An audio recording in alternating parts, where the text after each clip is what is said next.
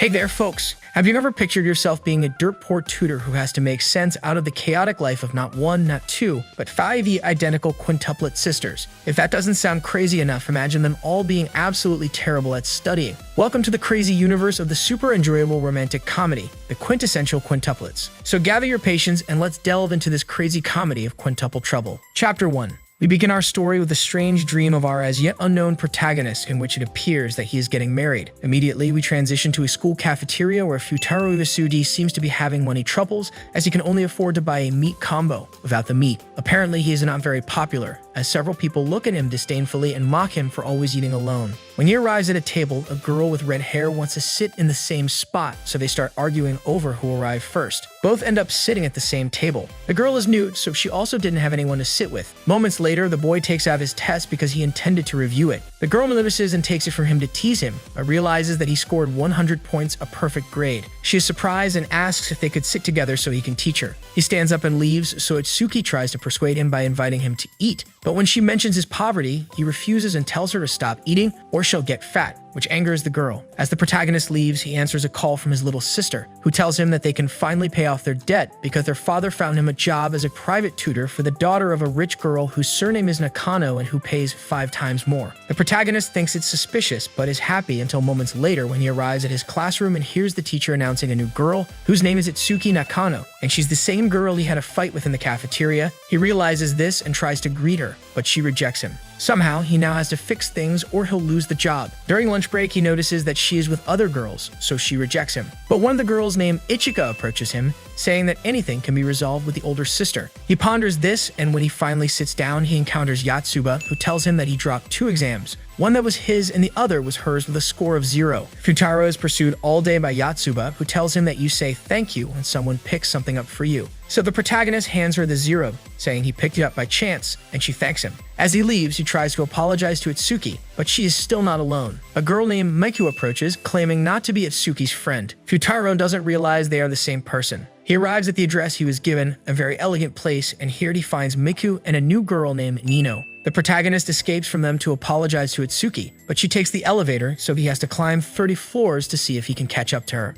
Just as he arrives, he encounters her, and she tells him not to bother her, as she is busy waiting for a private tutor. Then Futaro tells her that he is the tutor, and she is surprised. He corners her and tells her that yes, he apologizes, but from now on, he will be her teacher, and she will be his student. So all the quintuplets arrive and introduce themselves again to avoid confusion. The protagonist enters, but none of them want to study. At least Yatsuba does want to. They go to the girls' room, but none of them want to because they said he was their classmate, and they wanted a real teacher. Nino doesn't even open the door and Ichika is fast asleep. Suddenly, they come out because the quiet girl says that he stole her jacket, but it turns out Nino had it and had made cookies for everyone. They'd all start eating or sleeping but don't want to study. Nino offers the protagonist water to calm him down. He drinks it, and she says goodbye. Futaro wakes up when the driver tells him they have arrived at his house and Itsuki pays for the ride. It turns out Nino had put a sleeping pill in his water, causing him to fall asleep. Once he gets out, his little sister Reina greets him and invites him to eat. Upon seeing his face, Itsuki is amazed. She enters and eats with them and their father Izanari. Clearly, the food and atmosphere are different. Then Raya asks the protagonist how his classes went and he replies that they went well. She says she's happy because they can finally pay off the debt. As they leave, Itsuki tells the protagonist that she will study on her own but won't prevent him from teaching them. He thinks she's amazing and she blushes. Futaro then says that all he has to do is make sure each of them passes the subject they are failing, but he doesn't know that they changed schools because all of them were about to repeat a grade. Poor guy. Chapter 2. The next day, Futaro gives them a test, and all 5 score so low that when combined, they barely reach 100, while the minimum passing score is 50, so he realizes they have a long way to go. It's another day at school, and the protagonist walks nervously when suddenly a limousine stops and the 5 girls get out, avoiding him and telling him that they will study on their own. Although he asks them some questions, they don't know anything except Miku, who seems to enjoy it when they ask her about history. During lunch break, the protagonist tries to approach Miku, but Yatsuba interrupts, saying she got a 0. Then, Ichika comes to take her away and talks about how they should enjoy love in their youth, but the main guy disagrees. His sisters ask Miku what she thinks about it, and she leaves, leading to the suspicion that she might be in love. Later, in the classroom, the protagonist receives a letter from Miku, asking him to meet her on the rooftop. He thinks it might be a confession. Itsuki passes by and the guy becomes very nervous. Afterward, he waits on the rooftop and Miku arrives. But instead of confessing, she gives him the answer to his history question. The protagonist pulls her because he trusts Miku, and he drops his cell phone. Miku was listening to something about the history of Japan, so she claims to really like history, and her husbandos are Japanese generals. She starts telling him everything she knows about them, and the guy responds that he is the top student in history, so she could learn much more from him. However, after talking a lot about history and agreeing to meet the next day to study, Miku gives him a soda and tells him that they are not boogers, but the protagonist doesn't understand the reference. Miku tells him that he's not on her level in history and that she has nothing to learn from him, and she leaves. Then the protagonist realizes he has to read about 20 books in 2 days to be prepared and face a duel with Miku. In a funny scene, he follows Miku everywhere while she disguises herself as Yatsub. And they call themselves generals from the Sengoku era as they run. Finally, they collapse on the grass, and the protagonist offers his soda to Miku and tells her that a general drank booger tea years ago, so now he understands the reference. The guy tells her that all he has to do is make sure all 5 of them graduate and that he trusts them. However, Miku says something that will be very important. They can do everything I can do, implying that she's not special. Then Futaro realizes that it might be the opposite for all of them, and they realize that in the test he gave them, each answered questions from different subjects. Each one is good at something, so he says he will make sure they all score 100. The next day, Yatsuba arrives at the library, and nobody's there, but moments later, Miku also appears and asks our beloved tutor to take responsibility for encouraging her. Seeing her, Yatsuba whispers in her ear she really likes him, but Miku blushes. So far, these two sisters already approve of Futaro. Chapter 3. Later, Futaro goes to the quintuplet's house but can't enter, so Miku has to show him how the intercom system works so he can get in and teach them. Once inside, the tutor goes to each girl's room to let them know he has arrived, but some of them greet him in a special way. They come downstairs to study history, but Nino tells Yatsuba that in her sports club, a girl got injured, so they need a replacement. Yatsuba leaves and tells Ichika that she has to work at 2, so Ichika gets ready. To Itsuki, who wanted to study alone, Yatsuba suggests it would be better to read in a library, and she does. To Miku, he asks her to bring him the drink she owes him, but Miku had already bought one for him. Then Miku gets ready to study, but Nino is bothered by her closeness, so they start arguing. Nino criticizes that Futaro fell for someone boring, and Miku tells her she's very superficial. Suddenly, the boy's stomach growls, and the tsundere suggests having a food competition to decide whether they have a class or not, so they make him taste their food. However, Futaro eats both dishes, saying they both taste delicious, showing that he has a bad palate. Miku blushes, but Nino gets upset and leaves. He washes the dishes and tells Miku that maybe he will never be able to win Nino over, but Miku tells him it's not true, that if he talks to her sincerely, she will understand. Futaro leaves the house but realizes he forgot his dictionary, so he asks Miku to let him in, and she tells him to hurry because she's going to take a bath. He enters and sees Nino, who has just come out of the bathtub. Nino thinks he is her sister because he's not wearing his contact lenses. The tutor tries to grab his dictionary but instead ends up looking for his contact lenses. Then Nino approaches and leans on him, thinking he's her sister, but he moves away because he can't bear it, which annoys Nino. She tells him that everything happened because of him and that the house is only for the 5 of them, and there should be no one else. At that moment, Nino was about to be crushed by her books when Futaro jumps on her to save her. She screams and Itsuki appears just in time to take a picture of them. They have a quite humorous trial, but none of them want him to return, accusing him of being a perp. However, Miku defends him by saying that she let him in. Nino continues to claim that he wanted to take pictures, but Miku defends him and Itsuki notices there were books around, so Futaro probably saved her from being crushed. Ichika suggests they should stop fighting because they used to get along, but this upsets Nino, who runs away. Our guy leaves and he sees Nino outside, trying to enter, but the door closes on her face. Since she didn't bring her key and is proud, she doesn't call her sisters to let her in. Futaro decides to ignore her, but then he returns and asks her if she hates him because she said there's no room for him earlier. She replies that she doesn't and that they are all fools, including her sisters, for accepting someone like him. At that moment, Miku appears to take Nino away and wants to say something to him, but Nino takes her away and sticks her tongue out at him. It seems like the tutor's job is going to be very complicated. Chapter 4. The next day, they announce on the radio that there will be a festival with fireworks that night. The protagonist is happy to have the day to study alone, but he constantly gets distracted thinking about what to teach the girls. He feels overwhelmed. Suddenly, someone rings the doorbell. It turns out to be Itsuki, who has come to pay him his salary. In just 2 days, she has earned 50,000 yen, approximately $350, which surprises the protagonist and makes his sister happy. However, he feels like he hasn't done anything to deserve it and refuses the money. Itsuki tells him that something has changed since she arrived, which embarrasses him because it includes herself as well. Despite him returning the money, Itsuki refuses to accept it and tells him to do whatever he wants with it. Who comes out on top? Raiha, because her brother asks her what she wants to do, and she responds that she wants to go to an arcade. Itsuki joins them since she can't deny anything to her little sister, and they all have a lot of fun playing. The protagonist mentions that Rhea isn't enjoying it because of his debts, but she says she wants to take a picture with them, as if they were a family. They take the photo, apply filters, and everything. When they leave, the protagonist tells Itsuki that they have homework today, but she escapes while he says it. His little sister mentions that there are 4 Itsukis, and when they turn around, they see Itsuki's sisters wearing yukatas. The protagonist tells them that they must finish their homework and that they won't be able to go to the festival. However, Raiha looks at him with pleading eyes, and he agrees to go to the festival after finishing the homework. For the first time, they manage to finish it on time.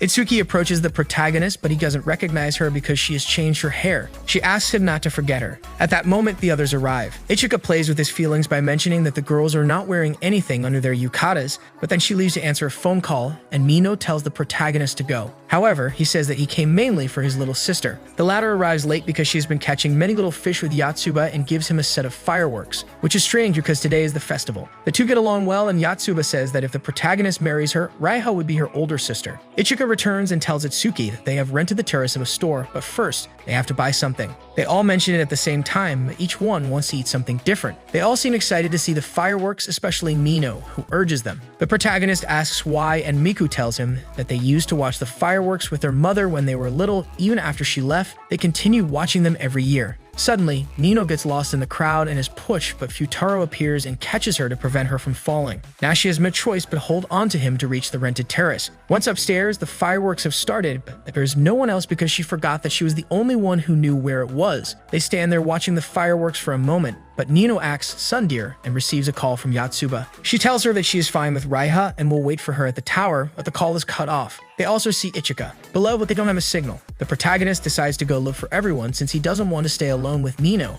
and she says the same. There are 59 minutes left until the fireworks end. He goes down and finds Ichika, but she is with a man who asks her about their relationship. As she hesitates to answer, saying he is an acquaintance, the man has already left. Fortunately, Miku appears behind him, but she has a wound on her foot because someone stepped on her. The protagonist offers to carry her, but soon puts her down because she's too heavy. He puts bandages on her foot and sits with her. Meanwhile, Yatsuba and Raiha wait for Futaro. Yatsuba is hungry, so her little sister gives her an apple to eat. Meanwhile, our guy tells Miku that it's getting late to watch the fireworks together. She responds that she's surprised he cares about them beyond their studies. He takes her hand, and at that moment, some girls conducting surveys ask them what kind of relationship they have. Seeing them like that, they assume they are a couple, but the protagonist replies that they are just acquaintances, even though Miku had said they were friends. The surveyors feel uncomfortable and leave. Miku puts on an annoyed face, but then smiles and points forward where Itsuki is. Futaro gets up and tells her to wait there, then approaches Itsuki, and they head towards Miku. On the way, he asks her what kind of relationship they have, and she replies that he should know.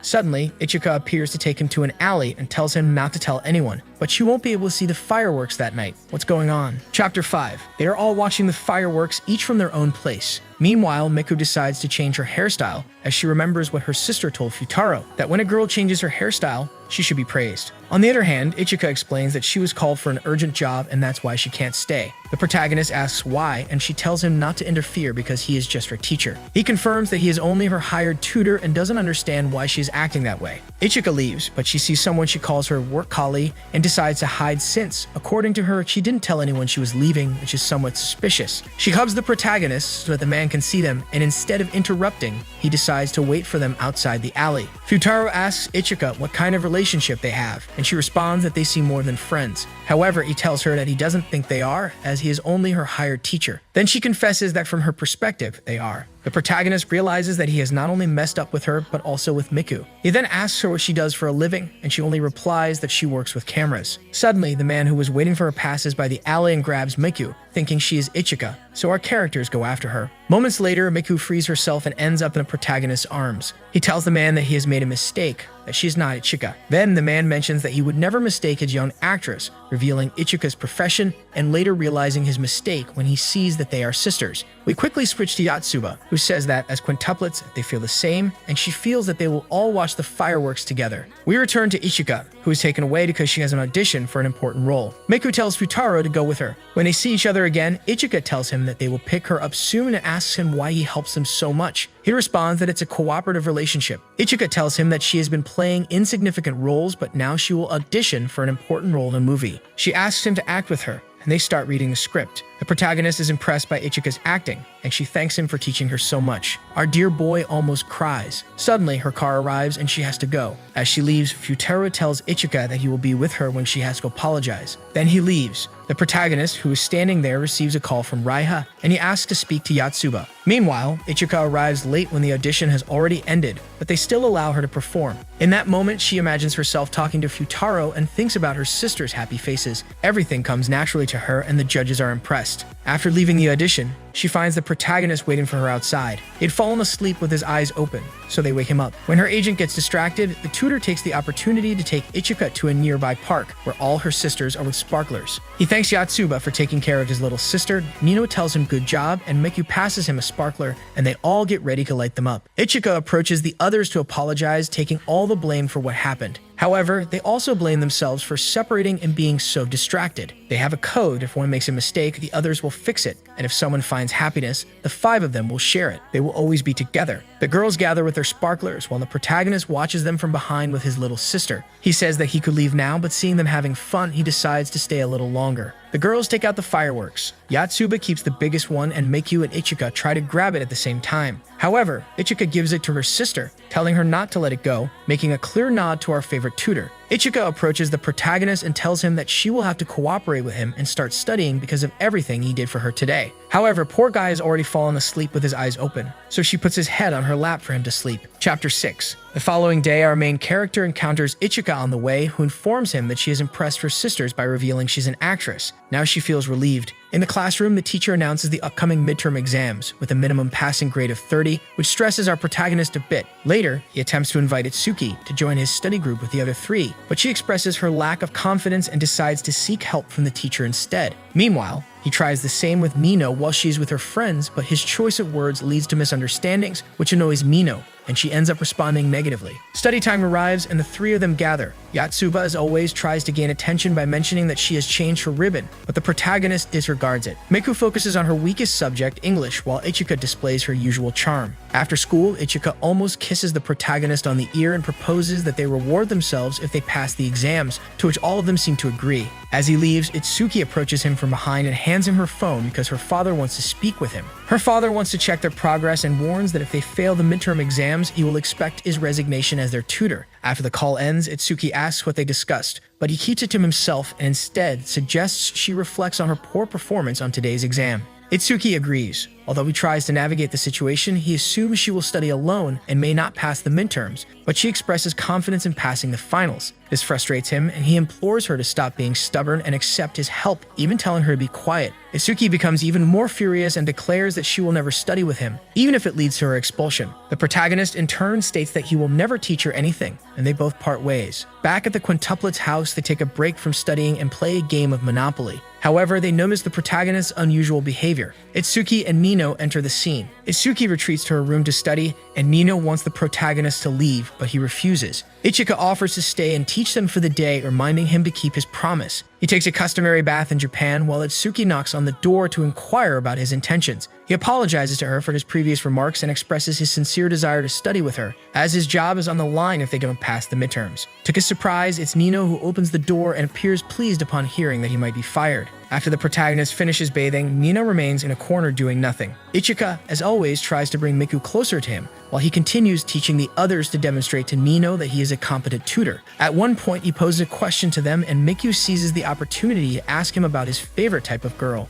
Our lucky guy explains that he will reveal it once they complete the assigned tasks. When the time finally comes, he discloses 3 qualities: perpetual cheerfulness, culinary skills, and the ability to care for siblings. Nino dismisses his answer, claiming it describes Raiha, and he admits he has no interest in romantic relationships. Ichika, once again, encourages him to pat Miku on the head, commending her for completing her task. According to Ichika, people should be praised for their accomplishments. Later, Yatsuba catches up to the protagonist, mistakenly attributing his rapid heartbeat to their recent race. Suddenly, Itsuki descends the stairs and admonishes them for making too much noise during their study session. She asks Miku for her headphones, and Miku obliges. Doubting whether he can trust Itsuki, our guy inquires, and she responds that she doesn't want to burden them before leaving. Ichika summons the protagonist to the balcony and points out their tendency to fight whenever they are together, suggesting they share some similarities. She admits to struggling with interpersonal connections due to her own stubbornness, but acknowledges that she's going through a difficult time. Tears well up in her eyes, and Ichika states she will do what she can. but you must also put in effort. He reciprocates by patting Ichika on the head and acknowledging her as the oldest, even if only for a few minutes, which makes her blush. As bedtime arrives, Miku offers him her room to sleep in and he settles into her bed. It's the first time he has slept in such a comfortable bed. Meanwhile, Miku herself stays in Ichika's room. However, in the middle of the night, Miku wakes up feeling thirsty and in her sleepy state, returns to her usual room, inadvertently ending up in the same bed. The next day, our main character wakes up and exclaims, "What?" in surprise. Chapter 7.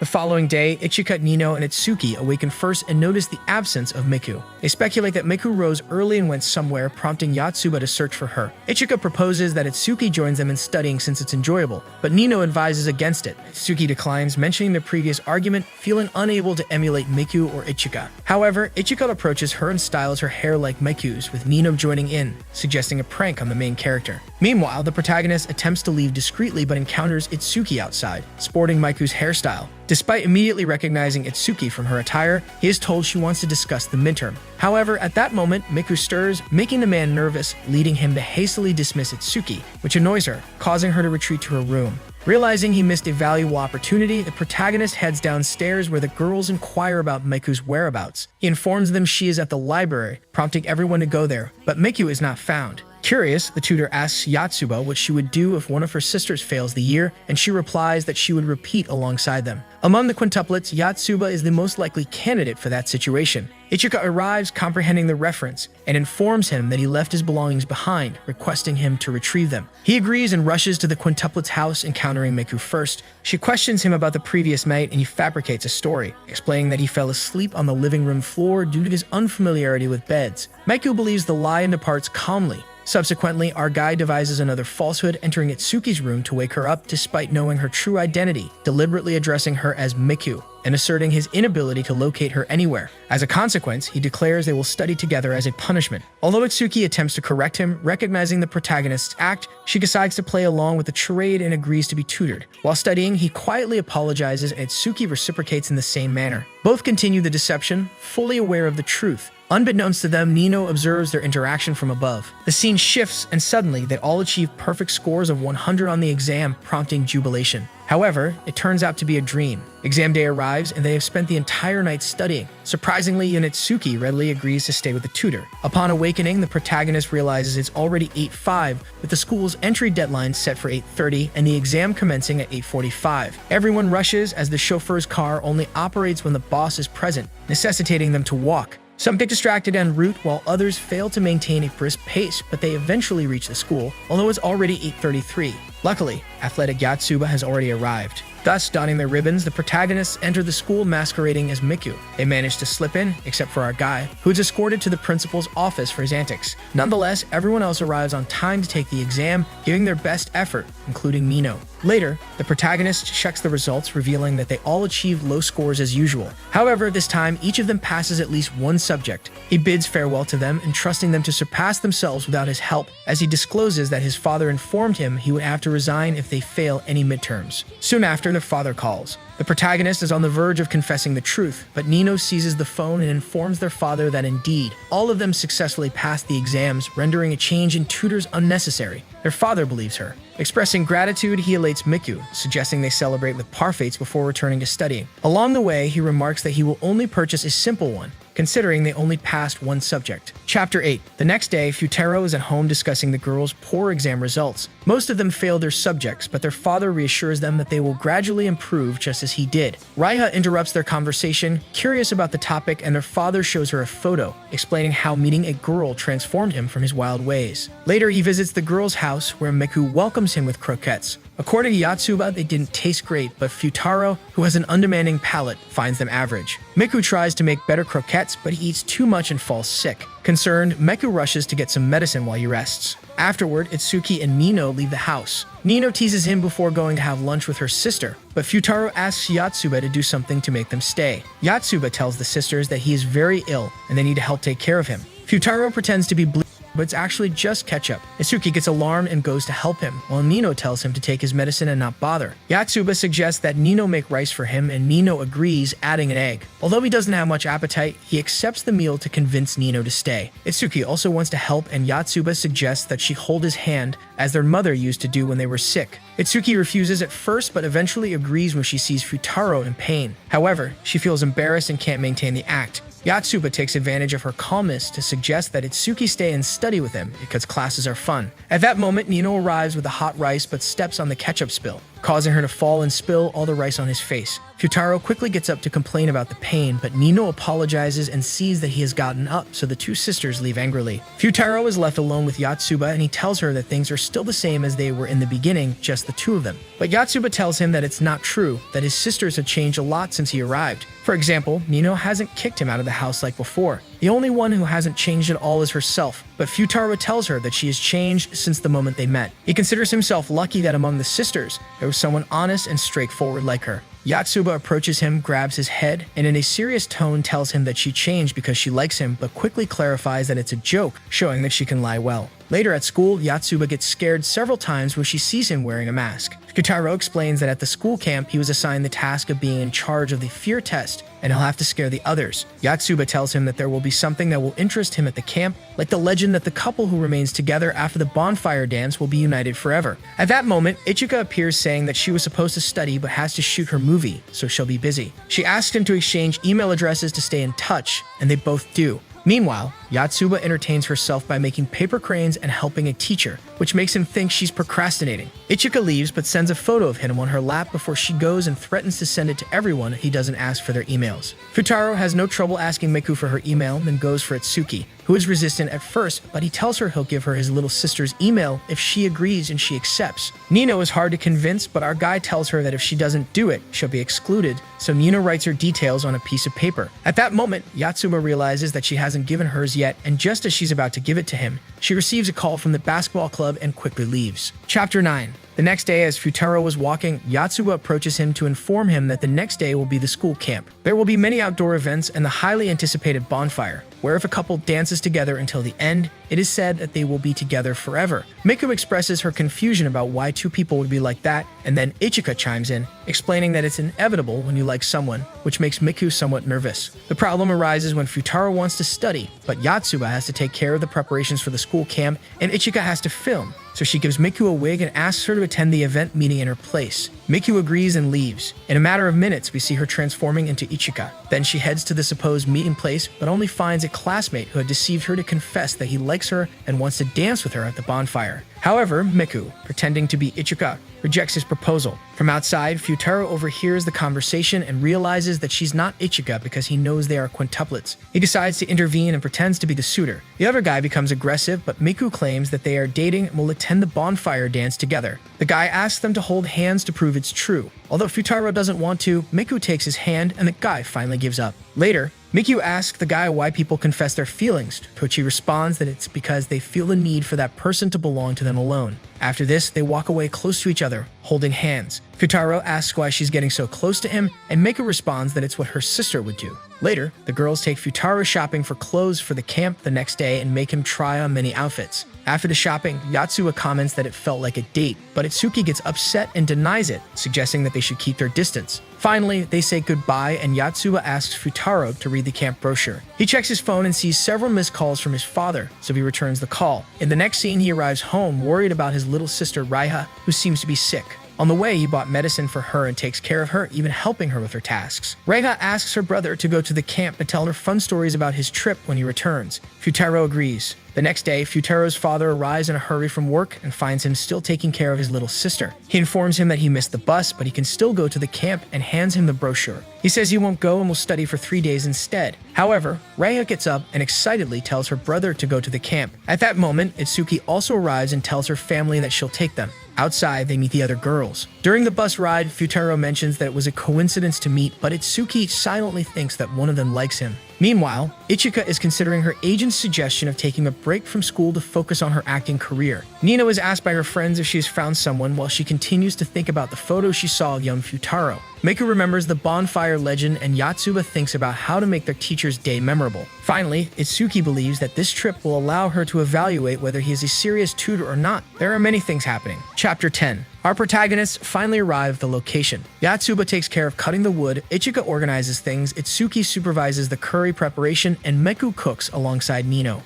Meanwhile, Futaro talks with Maida, the boy who confessed to Ichika, asking him for advice on getting a girlfriend. At that moment, Yotsuba arrives asking for help with the courage test. Night falls and Maida is the first to go on the courage test with a girl, but she runs away scared of our guy and Yotsuba, who is dressed as a mummy. Later, the group of girls arrives, but they can't scare them because they already know the trick. Miku feels a bit uncomfortable seeing Futaro with her sister. He tells everyone to follow the instructions, and then Itsuki, who is very scared, and Mino, who complains of boredom, appear. Futaro scares both of them, causing Itsuki to run away, and Mina follows her, but they end up taking the wrong path. Miku asks Ichika what she thinks of their tutor since she feels something strange. Meanwhile, Nino gets lost and her flashlight battery runs out. Suddenly, he appears to look for her, but Nino is embarrassed and thinks he is the blonde boy from the photo, confusing him. She even accidentally pulls him and her skirt breaks, but she remains calm. Nino tells him that she is lost and that she can't leave her alone, so they decide to go together. Meanwhile, Yotsuba continues to scare people on her own. Back with Mino and Futaro, both are nervous as they search for Itsuki. He tries to act rebellious to make Mino hate him, but he only makes things worse because she likes rebels. Suddenly,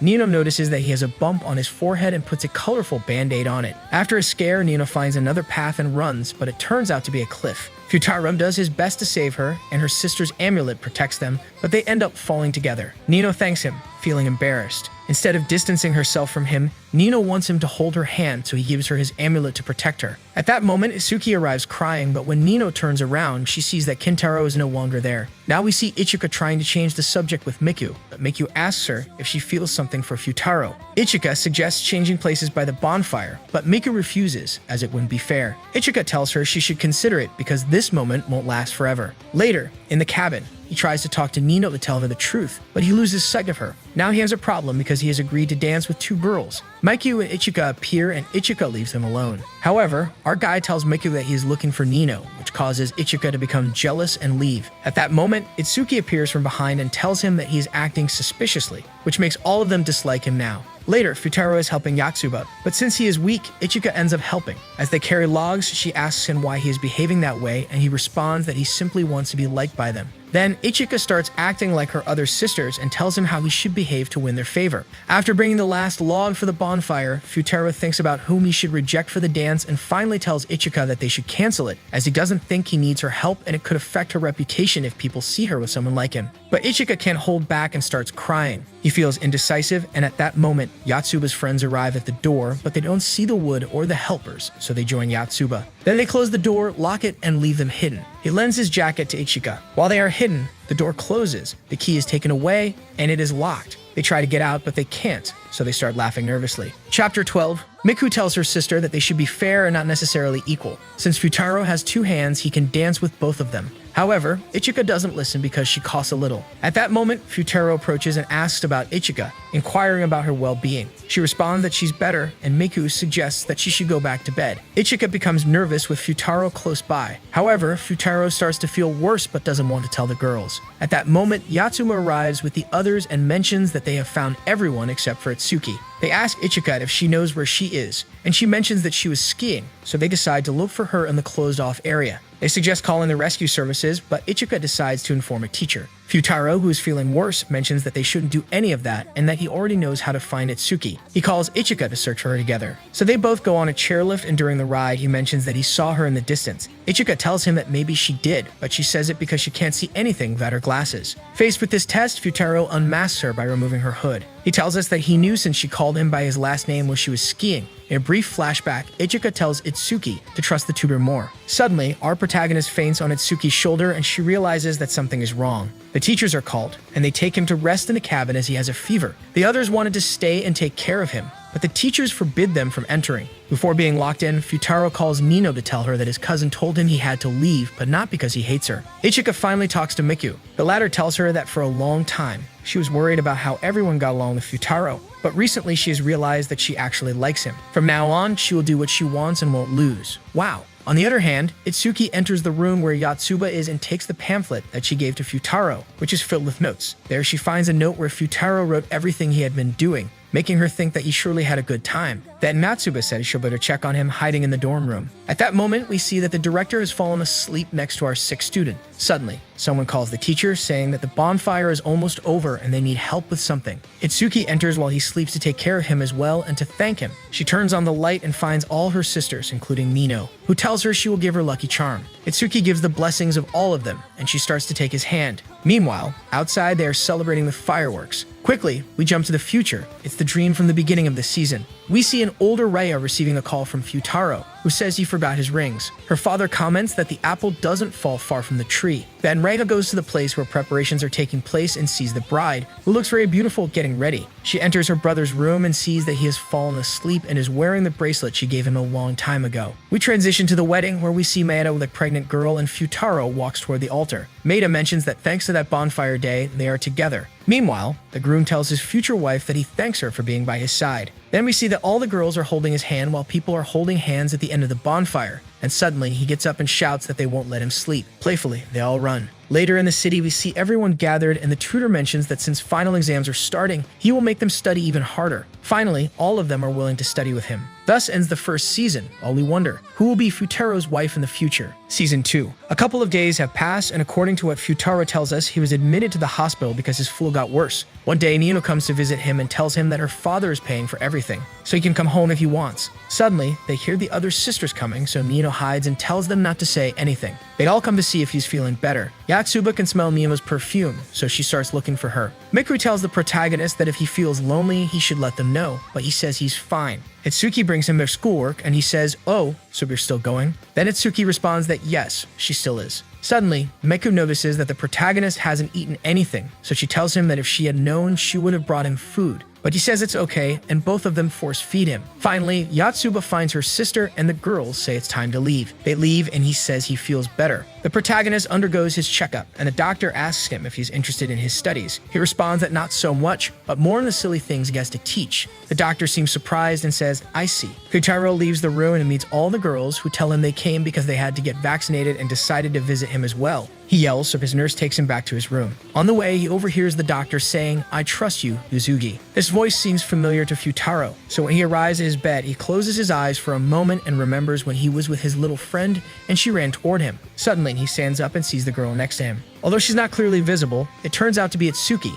whom the protagonist tells that her sisters were looking for her. She says they're right, but she wants to know the reason why he studies. So he tells her, 5 years ago, he was with his friends on a train and was yelling, so one of his friends, Takebayashi, told him not to do it. He told her to join them, but she mentioned that they should also include their studious friend. Then the protagonist threw the papers on the floor and took out the camera he had brought from his father, all in an effort to impress this girl who was helping the studious friend. When they got off the train, he saw that the two of them were very close, so he said his stomach hurt and that he was going to the bathroom. However, he went the other way because he felt like he didn't belong there. Then he played with his camera, but suddenly a lady thought he was taking pictures of her, so she told the police. They told Futaro to give them his camera for inspection, but he didn't want to because he had many pictures of the girl he liked, and they would think he was a stalker.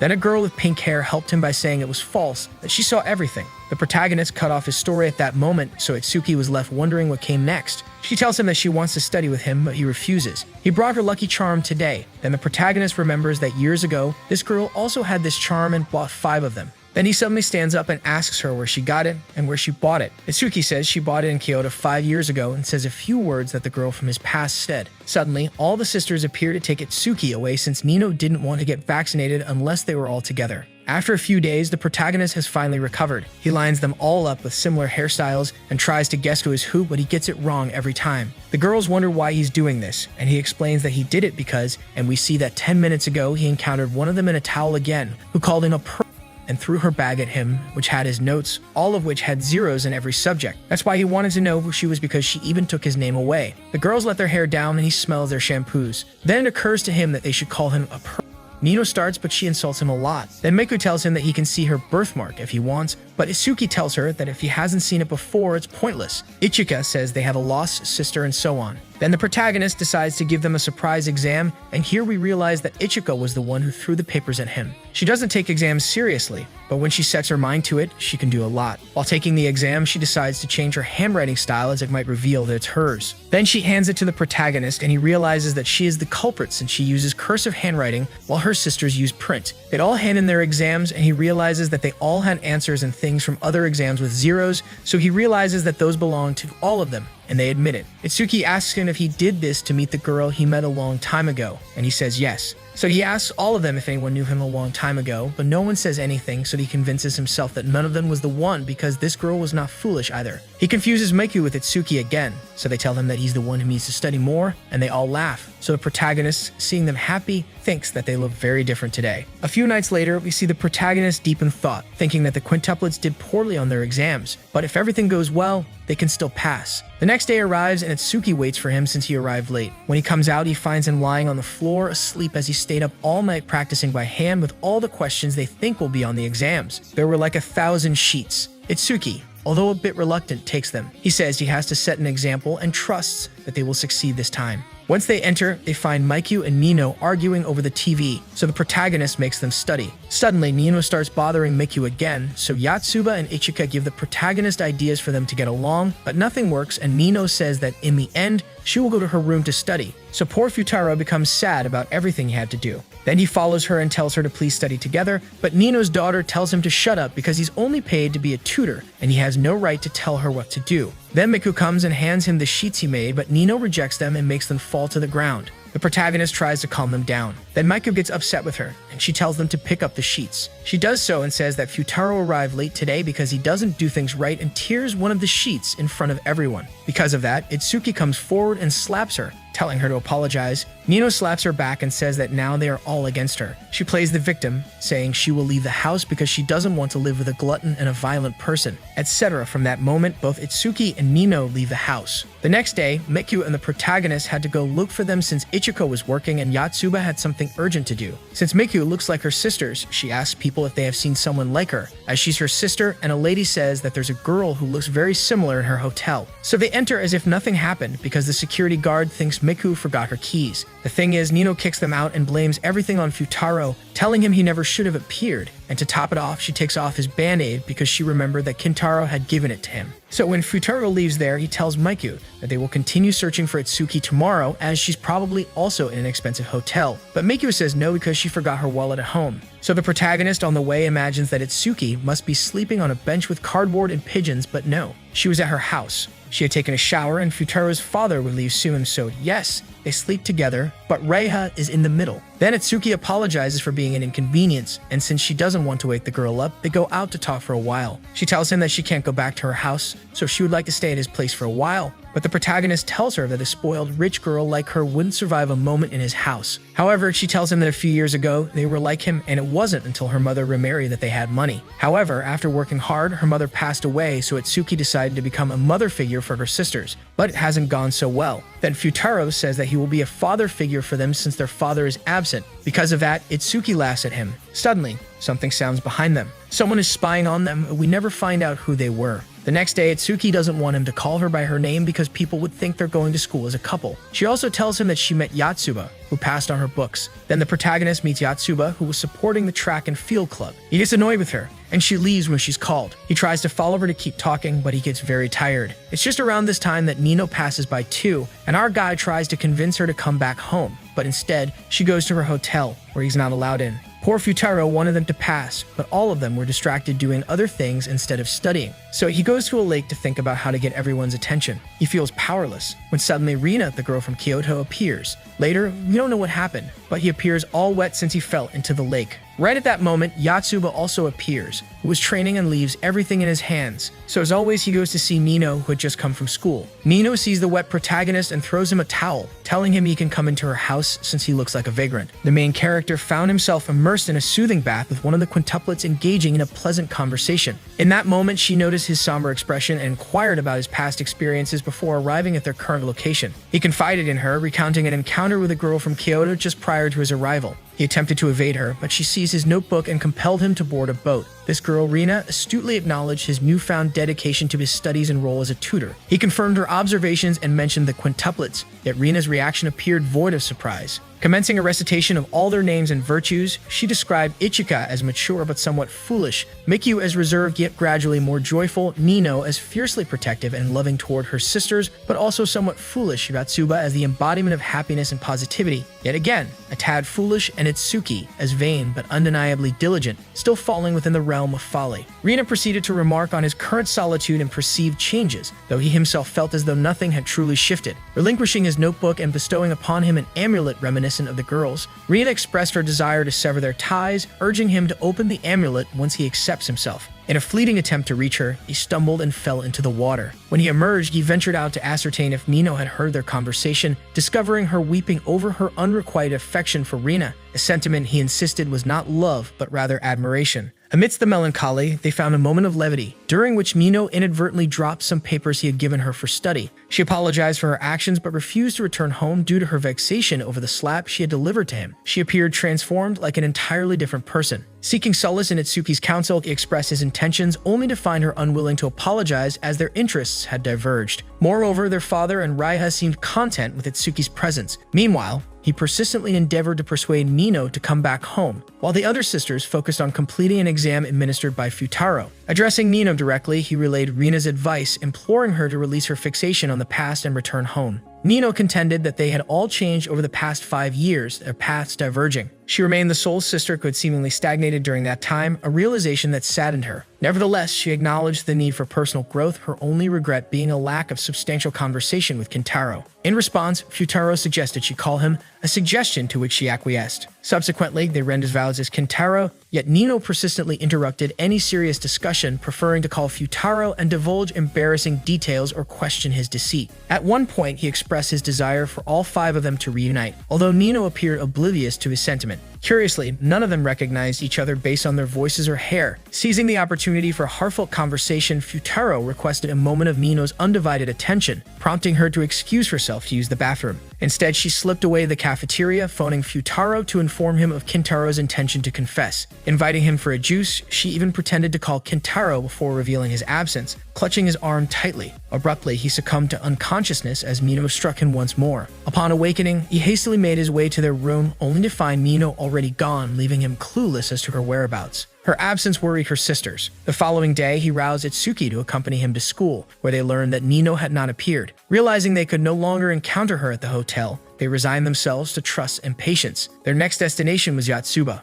Yatsuba garnered praise from the athletic club for her efforts, ensuring their participation in an upcoming marathon. Questioning the timing of their practice given the impending exams, Futaro found himself at odds with the club's president. Yatsuba assured him of her commitment to both athletics and studying, leading Futaro to engage her in a series of queries as they ran together. Although Yatsuba offered somewhat vague responses, Futaro quickly grew fatigued, necessitating a moment of rest. The president announced their intention to forego the weekend break, eliciting a surprise reaction from Yatsuba. In the confines of their home, Yatsuba's distracted demeanor worsened. Ichika entered her room, engaging her in a persuasive conversation. Finally, Yatsuba managed to express her weariness regarding athletics, suggesting it might be best to quit. Yet almost immediately, she recanted, claiming it to be a lie before departing. Futaro, privy to their conversation through a phone call with Ichika, vowed to address the athletic club the next day, sensing that Yatsuba merely pursued expectations. The subsequent day, Miku arrived carrying Nino's hair ribbons, encountering her upon opening the door. Meanwhile, Futaro was with Ichika and Itsuki watching the athletic club. Since Miku didn't show up and the exams were about to start, Ichika goes to look for her. The protagonist tells Itsuki that if her sister doesn't quit on her own, she will impersonate Yatsuba to make her leave the athletic club. Itsuki doesn't like the idea, but she knows it's something they have to do. At the same time, Nino is upset and tells Miku to leave,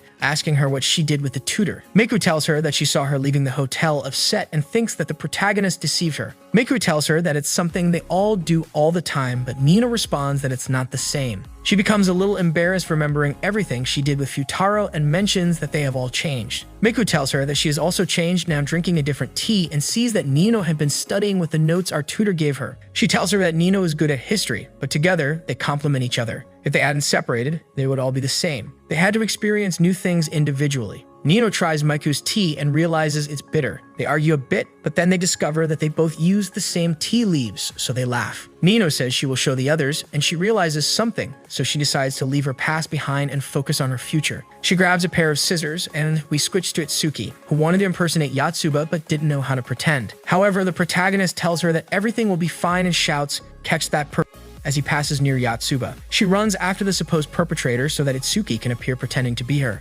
Itsuki tells the club members that she no longer wants to continue training because of the exams, but the captain asks her why she's pretending to be Yotsuba. She tells Itsuki that she looks like Yotsuba but with longer hair. Finally, someone realizes it. Yotsuba grabs Futaro, but realizing that it's actually a plan for her to leave the team. She tells him that she will be the one to resolve it. The most athletic one arrives and apologizes to the athletic club, saying it was just a prank by the quintuplets, but quitting the club is not a joke, and she takes her sister away. The others appear, and suddenly, Nino also appears with short hair. Ichika says that when she arrived at the hotel, she saw Miku with scissors. Then the girls say that Nino cut her hair, implying that some boy broke her heart. Nino looks at the protagonist and asks if it wasn't him and walks away saying, "Goodbye, Kintaro. Goodbye, little quintuplets." Then she apologizes to Itsuki, telling her not to say anything, that she is the one to blame for everything, and that she acted poorly. Itsuki responds with a yeah, and invites her to the movies. We see that Nino also wanted to invite her to see another movie, but well, we see Yotsuba on her knees apologizing for causing trouble to everyone. She says she talked to the president and that she will help her, but it will be the last time. The protagonist tells her not to worry about that and makes Nino and Itsuki enter the house again. The thing is, there are only 2 days left until the exams, and the protagonist gives them roles with the answers to cheat, but they decide not to use them and start studying. He decides to give his all in those remaining days, and even Nino will study with him. He becomes very happy because he finally managed to bring the 5 of them together,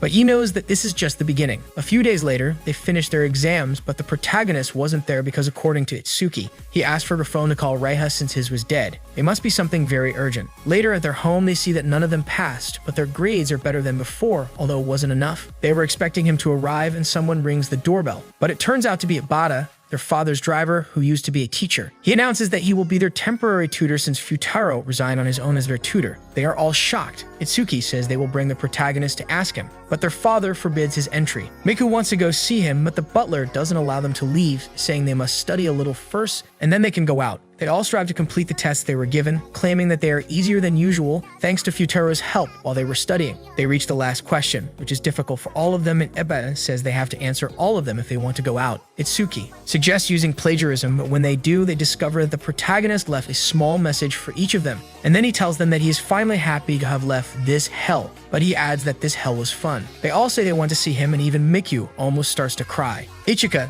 then says she has a plan, but they ask Abada to help them, and he remembers when they were children and says, "How you've grown." The days pass, and we see Yotsuba helping the club, the graduation ceremony, etc. One day, we see him selling pastries dressed as Santa Claus. Then the girls appear to buy one from him, and the owner comes out to tell him to leave, wishing him a Merry Christmas. On the way, the protagonist apologizes for quitting without telling them, but tells them that he won't be able to come back because he failed twice, and there's no guarantee he'll succeed this time. They tell them that they brought a new tutor, and he sees that it's a professor, and he tells them that he'll live up to it. However, Nino gets angry because he's leaving them with anyone. She thinks he's to blame for their progress. Suddenly, Ichika says they have arrived at their house, which she rented because she's earning well now. Now nothing will stop him from teaching them, and they throw away the apartment cards. Our guy tries to grab them, but he falls into the freezing water. While he's there, he thinks of Rina, and when he opens his eyes, he sees all of them around him. Miku tells him not to give up on the second try. The only bad thing is that the roll he was given is drifting away, and when he tries to retrieve it, they scream that Nino is freezing. So he decides to get her out of there as soon as possible and scolds them for doing that. The good thing is that they are all safe, the cake didn't get wet, and he says that from now on, he's tired of being a fool, so he'll stop being considerate and start doing what he wants. Nino feels the protagonist is more manly, and she blushes. Then everyone goes to share the cake. Chapter 5. As we observe the quintuplet's father with Abada, who turns out to be a disguised teacher who's going to teach. Then the father remembers what happened. Futaro called him to resign and asked if he knew that they had argued and left home, but he says he didn't know anything. So Futaro tells him,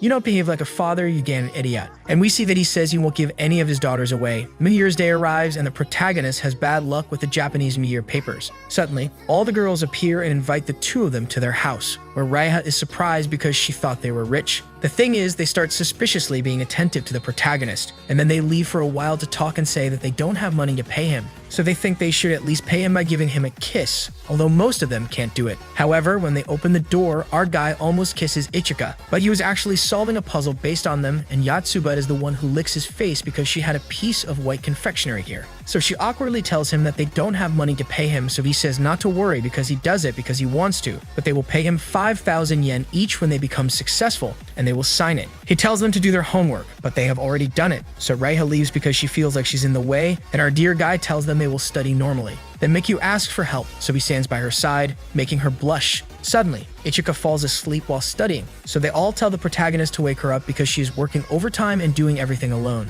Then Itsuki suggests that they could work too, but no one is good at anything except Nino, who, according to them, wanted to open a pastry shop when she was little, and he tells her to think it over because studying and working are very difficult things. Suddenly, Ichika starts unbuttoning her shirt while half asleep, so they kick him out of there. The next day, he goes to work as usual. He made a horrible cake, so he's not ready for the kitchen yet. His boss tells him that he can leave at noon, and he thinks he's going to be fired, but in reality, they are going to rent the place for a shoot, and if it goes well, it can benefit them a lot. When the actors come in, Ichika appears as she is one of the actresses. The shooting time arrives, and the protagonist stares at her as she has to act like a silly girl. During the break, she tells him not to look at her because it's embarrassing, and she explains that she accepted the role because they were running out of income. So Futaro tells her that he appreciates her being hired, but even if she's short on money, she shouldn't accept that kind of role. Suddenly, she's called to continue filming, and by chance, they give her the script that the protagonist made, and she has to say it's good. When it's over, she was doing her homework, so the protagonist approaches her and talks to her, telling her that she's a good liar, but she says no, it's acting. So Futaro replies that she's becoming a good actress, which surprises her. Then he sees that she has fallen asleep. He lays her head on his shoulder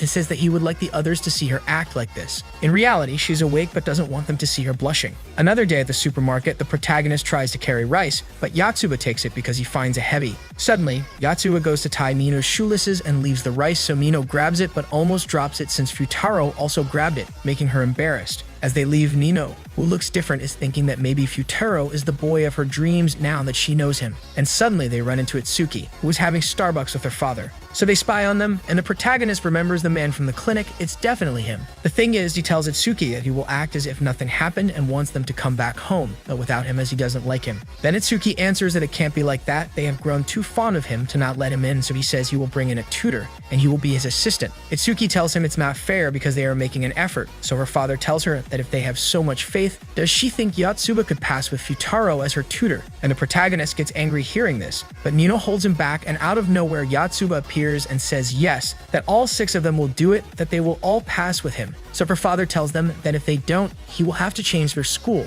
so they accept the deal. After the father departs, the main character steps outside to offer encouragement to the sisters, assuring them that despite their intimidating father, he will ensure their success. He promises to do whatever it takes. Subsequently, the scene unfolds on the day of the final exams, where the girls exhibit determination to pass. We then flash back to a time when there were 2 months remaining until the exams, and Itsuki displayed exceptional motivation. During the night, Miku tries her hand at making chocolates, albeit with unsatisfactory results. Ichika offers her assistance. On another occasion, the main character arrives and notices Itsuki's absence. The sisters inform him that every 14th, Itsuki visits the cemetery to honor their late mother. We witness her finishing her prayers, and a compassionate teacher-like figure approaches her. The woman remarks on the striking resemblance between Itsuki and her mother and invites her to share a meal. She reveals herself to be a former student of Itsuki's mother, sharing anecdotes about her strict yet affectionate nature. Itsuki's mother had a devoted following and genuinely loved her profession, exemplifying her care for her students. This revelation ignites Itsuki's desire to become a professor. However,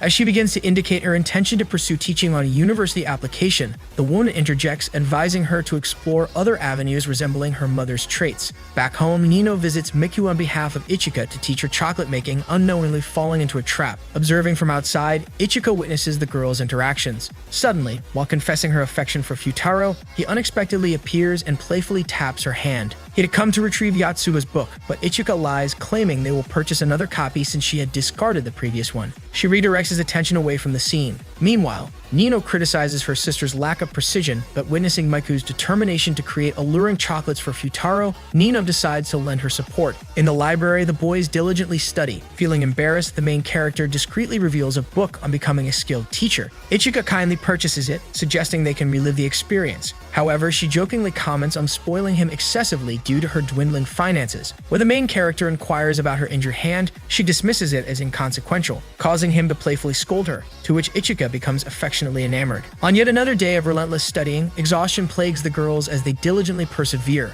Realizing the counterproductive nature of excessive studying, the main character suggests a visit to an amusement park. All the girls thoroughly enjoy themselves, except for Yatsuba, who is absent. Seizing the opportunity, the main character claims he needs a brief bathroom break and coincidentally encounters Yatsuba, having spotted her distinctive ribbon from afar. Yatsuba explains her commitment to studying, considering herself the least intelligent among her sisters. She shares the story of their time at a prestigious school where they all failed, leading to the need for makeup exams, from which she alone did not pass. However, her sisters stood by her side and she does not wish to burden them, expressing her desire to focus on studying. The main character reassures her, suggesting they engage in face-to-face questions, starting with language. Unbeknownst to him, Yatsuba had already completed the assigned homework. Acknowledging her proficiency in language, the main character proposes they teach the subject together. Each of the girls possesses unique talents. Yatsuba is overjoyed to contribute to her sister's progress. As days pass, Itsuki encounters our guy and expresses gratitude for his role in their transformative journey. She now realizes her aspiration to become a teacher. Several days later, the main character visits their residence, finding Miku waking up late. In the kitchen, he discovers that Miku's chocolates have been devoured, resulting in her injuring herself. Congratulating Miku, he reveals she achieved the highest score in their recent practice exam.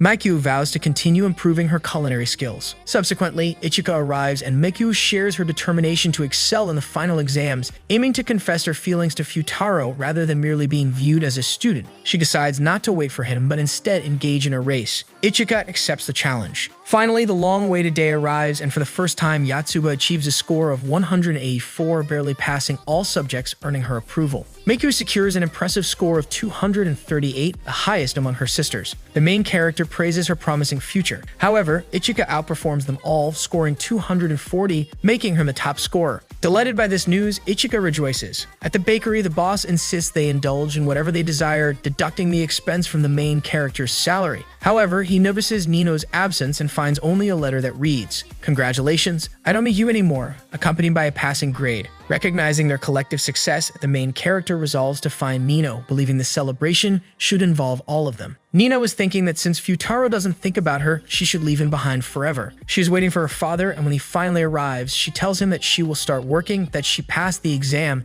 and that she doesn't want to go back home anymore because she feels that it's the only way they can become more responsible. Her father tells her that this is a mistake and that she should come back. But then the beloved tutor appears on a motorcycle, so Nino gets on it and tells him to accelerate, leaving her father behind. Her father tells Nino that they don't need him anymore, that his work with them is done, and they argue as usual. In her head, the girl says that despite him being rough, she also likes him. The two of them arrive at the bakery and enjoy their desserts to celebrate their success. Miku congratulates Ichika but tells her that she won't lose again. Meanwhile, Nino helps the beloved tutor wash the dishes. Ichika thinks about what Miku said, that if she gets the highest score, she will confess. Now that she got it, should she confess? Nino, on the other hand, finishes washing the dishes and leaves, apologizing for what she said on the motorcycle. However, the protagonist doesn't hear anything, so he keeps walking away. Suddenly, someone comes up behind the beloved tutor, and it turns out to be Nino saying, "I like you." And although she's embarrassed, she expresses her feelings. Ichika had heard everything. Woo! Days later, Miku meets the protagonist in a store. He asks her if she knows about Nino, but she doesn't seem to know. So he tells her that there was someone who confessed to his friend and didn't give an answer, but he's worried, and Miku replies that she's glad he cares about those things. And she also tells him that she knows someone who wants to confess but can't because it takes a lot of courage. Days later, the beloved tutor wins a vacation with his family, and here he also meets the quintuplets who came with their father. They all act strangely, and he tells them that they came to spend time with the family, so he shouldn't interfere. Itsuki tells him they will talk later. At the inn, the protagonist sees Itsuki, but when he goes down, he sees her going up, and when he's upstairs, he sees her going down. So he doesn't understand anything. In her locker, Itsuki tells him to meet her in the garden at midnight. Midnight comes, and the beloved tutor is disoriented. He meets the owner, but he seems to be asleep, and right behind him, Itsuki appears to tell him that they are more than just classmates, and that they should put an end to their relationship. The protagonist doesn't let her speak and corners her,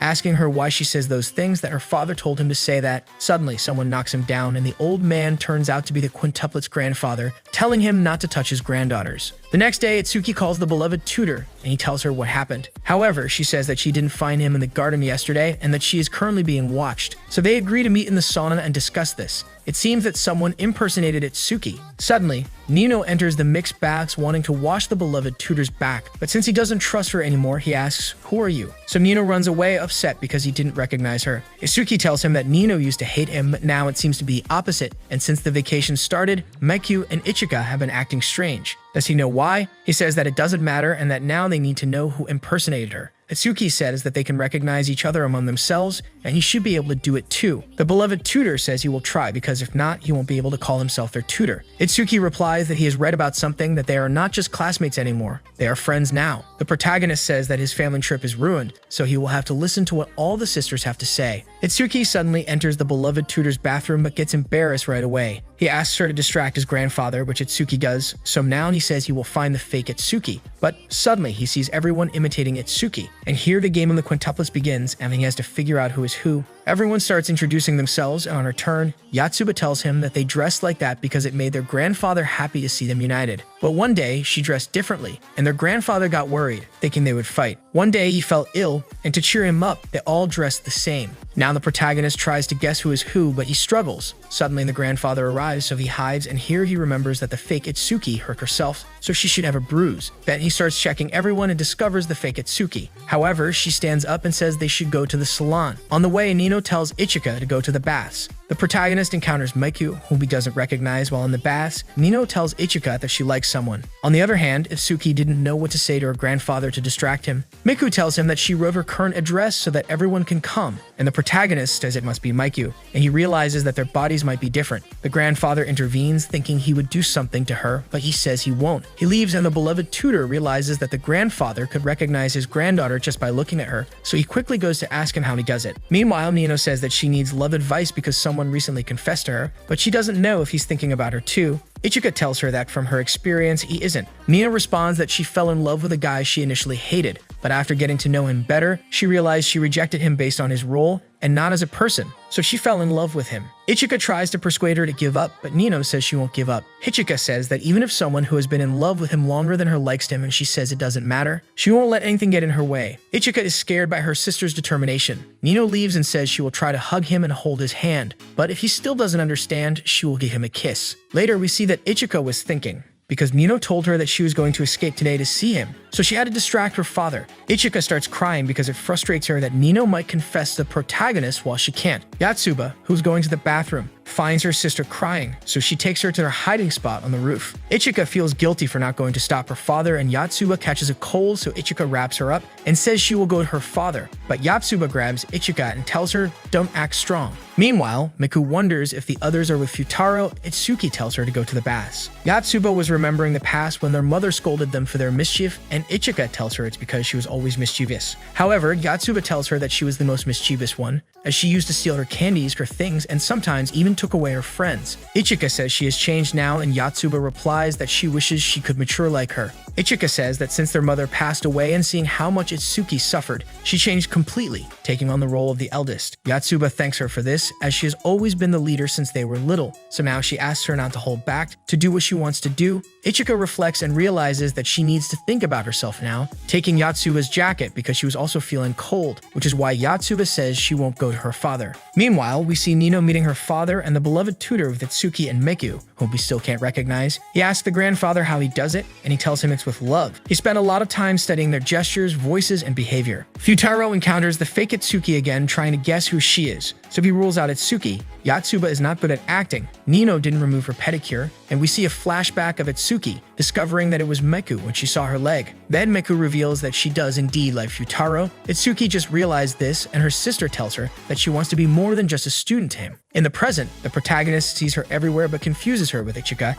and Meikyu pretends to be her, calling her sister Itsuki-chan. Convinced of this, Meikyu walks away crying. However, Futaro notices something in her that makes him doubt, so he tells her, "It's you, my Q." Upon hearing that he got it right, Meikyu runs towards him and jumps on him, very happy, asking him what he thinks was her worry. And the beloved tutor says that it was not giving her anything when she gave him chocolates for Valentine's Day. and she laughs. He asks her why she wanted him to quit, and she replies to forget about it. In her mind, she says that Futaro is her teacher, and she is his student. That won't change, but she thanks him for guessing who she was. The day to leave arrives, and the grandfather says that after losing Rina, they are all they have left, so he tells the beloved tutor to tell them to stand strong. The protagonist thinks about what the grandfather told him, that he recognizes them through love, and Futaro starts thinking about how he recognized her. Suddenly, one of them comes and bumps into him, causing him to move the bell. One day, Ichika suggests that they should all contribute to paying for the house, and whoever can't afford it will have to go back to the previous house. So they get to work. Miku and Nino go to the bakery where Futaro works, and as expected, Nino wins. However, Miku says that she enjoys making pastries, and even though she doesn't know how to make them yet, she wants to learn. She wants to become the best version of herself to win over him.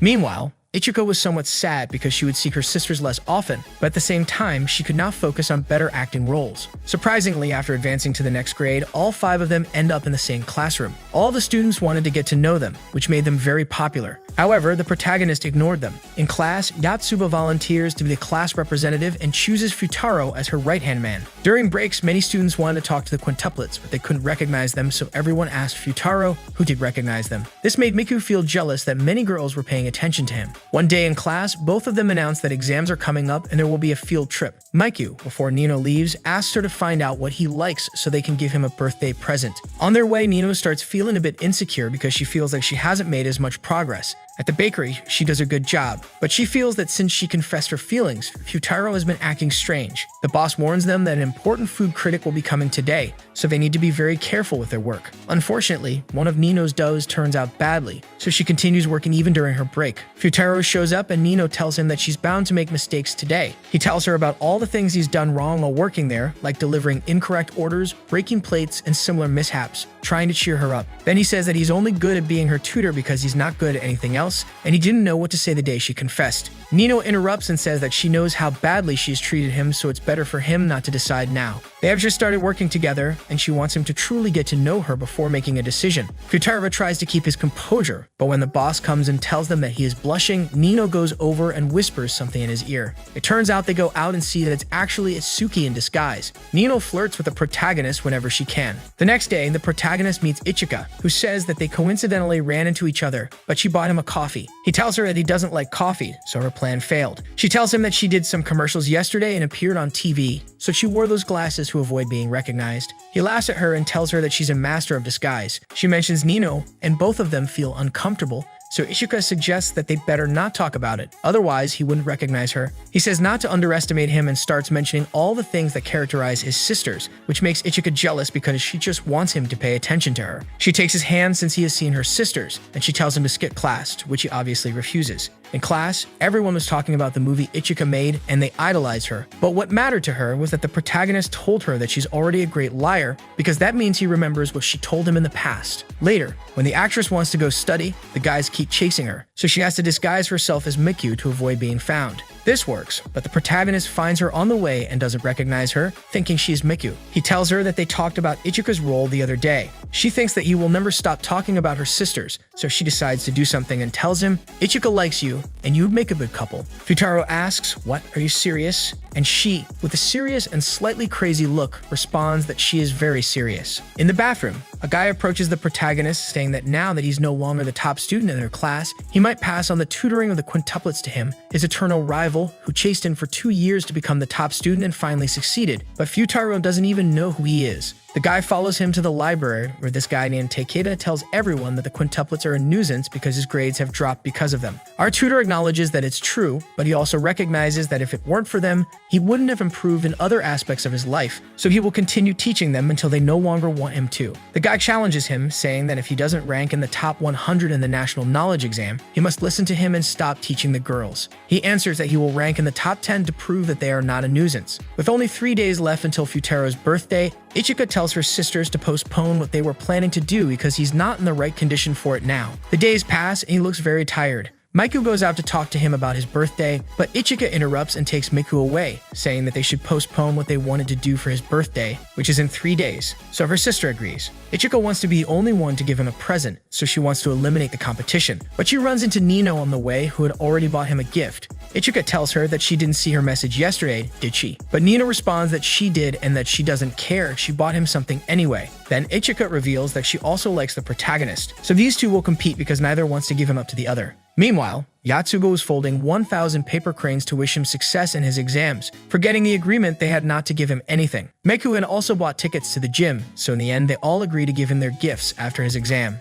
One night in the library, Itsuki brings the energy drink to the protagonist, who pretends not to be tired. Itsuki tells him that the other day she met her teacher and now she wants to be her assistant because she wants to improve her teaching skills. He was about to say something, but he falls asleep from exhaustion. A while later, his phone rings and he sees that it's his family, who tell him that they have everything prepared for his birthday party, which is today. And on the table, he sees 5 crayons with notes from the quintuplets who passed all their exams. So he understands how much they are working hard. Elsewhere, Takeda is talking to the quintuplets' father, telling him that they have improved compared to last year. He also adds that he ranked 8th and Futaro ranked 3rd nationally. You're an impressive guy, Uzugi. Another day, Yatsuba goes to the bakery and sees some of the bread her sister made. One is burned, another is undercooked, and Yatsuba encourages her sister. The last bread looks good, but it's still not edible, according to one of the assistants. Mikyu says she has to learn to cook to make food for the school trip and for Futaro to taste it, but it would be a problem if they're not in the same group. So Yatsuba says not to worry, she will take care of it. In class, they decide to form groups of 5, so Yatsuba goes to tell the protagonist to be in her group. However, Ichika interrupts Yatsuba, telling her that since it's difficult to form groups of 5 and Futaro doesn't have friends, the 2 of them should sacrifice and be in a group together. Yatsuba doesn't want to, but Ichika doesn't let her respond and says that she will trust her. On another day, our guy is doing chores on his day off when his sister approaches and thanks him for his birthday. But Raiva tells him to thank Yatsuba instead for helping him that day at the camp. So the protagonist tells Yatsuba that he wants to repay her by buying her something and she gets to work. Yatsuba is very happy and tells the protagonist that this will be like a date since they are alone. At that moment, he remembers his sisters, but Yatsuba keeps talking about her sisters. Then Futaro asks her what she wants, and she pauses to think. Meanwhile, it was the day to clean the house, but Yatsuba didn't come. Itsuki was getting rid of old clothes where she drops a photo and Ichika sees it. It turns out the photo was an old photo that he also had. So Ichika says, "Oh, I see." Moving on to Yatsuba and Futaro, they go to an amusement park and swing on swings, having fun and observing everything from there. In the end, that's all our innocent girl wanted. Another day, everyone gathers to study, and Mikyu asks the protagonist if he has decided who he will go with on the school trip. All the girls start arguing because they all want to go with him. Even Nino gets upset and doesn't let Futaro speak. However, he has already decided to go with his friends, so the 5 of them, although they don't want to, end up in a group together, as always. One day, Itsuki was looking at a photo of young Futaro when Yatsuba suddenly appears. Itsuki quickly hides the photo and Yatsuba expresses her wish for things to go well on the day of the excursion. Futaro and Raiha go shopping and Futaro mentions that he wants to buy gifts for the quintuplets for their birthdays. However, he didn't expect that the quintuplets would also go shopping as Raiha spoke with Itsuki. Itsuki suggests that they shop separately since she needs to buy underwear. The curious thing is that Itsuki appears very embarrassed. Yatsuba comments that she won't buy anything since she still wears children's underwear. There is some inconsistency in this story due to the complicated plot that unfolds. Yatsuba excitedly talks about the trip to Kyoto they will be taking and Futaro pretends not to care. However, his sister tells him that he does care because she sees him reading about Kyoto every day and maybe he can find the girl he likes. Yatsuba shows interest and asks who that girl is. Futaro mentions a girl named Rina, whom he met in Kyoto 5 years ago. Raiha reveals that Rina was her brother's first love and Itsuki observes them suspiciously. During the trip, the girls play cards. Meiko looks tired because she woke up early to prepare something for Futaro and give it to him during the trip. Finally, they arrive in Kyoto and receive instructions. They are all excited and want to spend time with Futaro, so they decide to stick together. However, they come across a split path and Yatsuba suggests they separate, with Yatsuba and Miku on one side and the rest on the other, to ensure they still meet Futaro somehow. Although no one wants to follow her suggestion, Yatsuba wins the card game and they decide to go along with her proposal. This is a bit confusing, but they do it to help Miku give food to Futaro. The problem is that they get delayed because Yatsuba gets tired quickly, and Nino and Itsuki go to the bathroom. Ichika decides to continue without them to dress up as Miku and deceive Futaro, since she wants to keep her sister away from him. However, Yotsuba and Miku suddenly appear, and the others don't understand what is happening. Yotsuba tells Ichika not to interfere, and right at that moment, Futaro arrives. Luckily, Futaro doesn't hear when Yotsuba mentions Miku's confession, but Miku runs away sadly. At that moment, the other girls also appear, and Yotsuba and Itsuki go after Miku. Nino confronts Ichika, asking her what's going on and why she dressed up as Miku. Ichika responds that she won't easily give up, and Nino can't accuse her since she said the same thing. However, Ichika states that she won't play dirty because her relationship with her sisters is more important than anything, and if Futaro ultimately chooses her, she will wish them the best. Futaro doesn't understand anything, but he also goes after Miku, and their friends arrive just then. Ichika is surprised by what Nino said, and they all go after Miku. Nino hears that someone is taking pictures of her for the second time. Yotsuba mentions that Itsuki called her and went with Miku on the bus, so she goes with Futaro. On the way, Yotsuba asks Futaro if he heard what they said, and he says no, although he's clearly lying. Yotsuba feels guilty for what she did since she mentioned Miku's situation at the wrong time and also gave Ichika bad advice. She would like everyone to be happy, especially after what happened when they changed schools. Futaro tells her that they would be happier if they took care of themselves and stopped thinking about others, but sometimes it's impossible not to hurt others with our own happiness. There's a limit to what we can do to make others happy without harming ourselves and other people. When we let go of one thing, we also let go of others. Meanwhile, Nino mentions that someone is taking pictures, but no one believes her. Miku stays in her room and doesn't want to go out, while her sisters are outside and are photographed again, which scares them. Ichika meets with Futaro and tells him that she wants to talk to him tomorrow. Miku also talks with Ichika, and they agree to talk as well. The next day, Futaro looks for Miku, but she doesn't join the excursion because she doesn't feel well. Ichika is with her friends, and Itsuki and Yotsuba are together. Itsuki takes a photo with Futaro to recreate a photo they took 6 years ago, but he doesn't pay attention to her. On the other hand, Nino pretends to be Miku so that the teacher leaves her alone, claiming that she still doesn't feel well. In summary, Miku and Nino talk about Futaro. Miku doesn't feel worthy of competing for Futaro's love and feels that her sisters are more beautiful. However, in the end, Nino tells her that they are quintuplets and they are all equally beautiful, encouraging her not to give up. On the other hand, Itsuki tells Yotsuba that she should confess to Futaro and tell him that she is the girl he met 6 years ago. At the same time, Ichika dressed as Miku takes Futaro to talk. He asks as if she is Miku and tells her that years ago he met Rina and they played cards together until their teacher took him away. She asks him to keep talking, but Futaro realizes that it's Ichika from the beginning. She tries to tell him that she is Rina, but her eyes look empty as she says it. Futaro asks her what happened to the amulet, and she says she has it, but in reality he lost it in the sea. That's why he calls her a liar and says that he no longer trusts her. The girls return to their room and Futaro arrives to announce a meeting in 30 minutes. All the girls feel embarrassed, so they decide that each one will choose a group from A to E, with a 20% chance of being assigned to each group. Ichika purposely chooses group E because she knows which group Futaro will be in. The next day is seen that Miku is in the Dear Tutor group since Ichika finally does something good and switches groups with her sister. Miku escapes from the Dear Tutor group for a while, and her sisters do their best to stay and take care of her. Ichika has Miku dress in a kimono, and they have an authentic date with Futaro. At one point, Nino hugs Futaro, causing him to fall and pushing Miku, who also falls. Luckily, Itsuki had brought her emergency underwear, although it's not clear why. In summary, Yotsuba and Itsuki want to pass the bread Miku made for Futaro through Ichika. While they talk, Miku finds the food she made nearby and gives it to Futaro.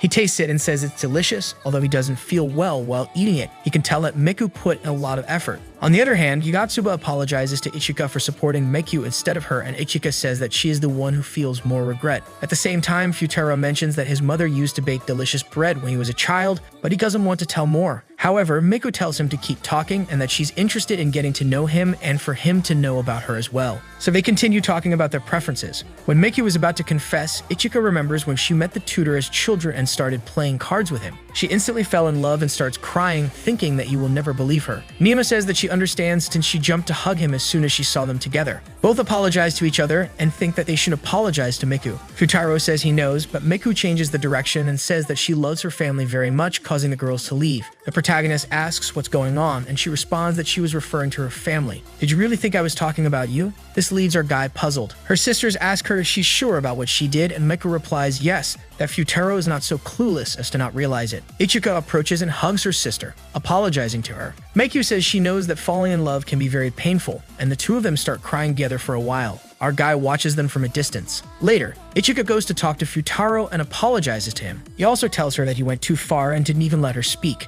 Ichika assures him that he doesn't need to worry because everything she told him was a lie. Back to the present, Furu's friend says he tried to take a photo, but he didn't succeed. Taking advantage of the fact that all the girls were asleep, he takes a photo of all of them. Then we see Fururu at his wedding with one of the quintuplets, although it is not revealed who. He kisses her to confirm the marriage. At that moment, we see how when they were leaving the inn, one of the quintuplets dressed as Itsuki tries to kiss Fururu, causing both of them to fall, and apparently they kiss. At the same time, in the present, he says that everything changed from that day because he realized that that sister was someone very special. Phew. Now let's talk about the movie to find out the ending of our story. Sometime later, we see Futaro in his wedding suit on his wedding day. Suddenly, the girls call out to him, and they all appear in white dresses. However, since they all look the same, we don't know who he will marry. Next, we switch to a moment where everyone is enjoying a vacation at a swimming pool. They have fun playing and sliding down the water slide, having a great time. Then we are transported to the past where we see the girls as children playing soccer. Yatsuba always excelled at soccer and was praised by her coach. The other girls felt a certain envy because they were supposedly all the same. After playing, they realize that Yatsuba has lost her wallet. They start searching for it while Yatsuba feels guilty for losing it. Although they don't manage to find it, her sisters encourage her, saying that it could have happened to anyone.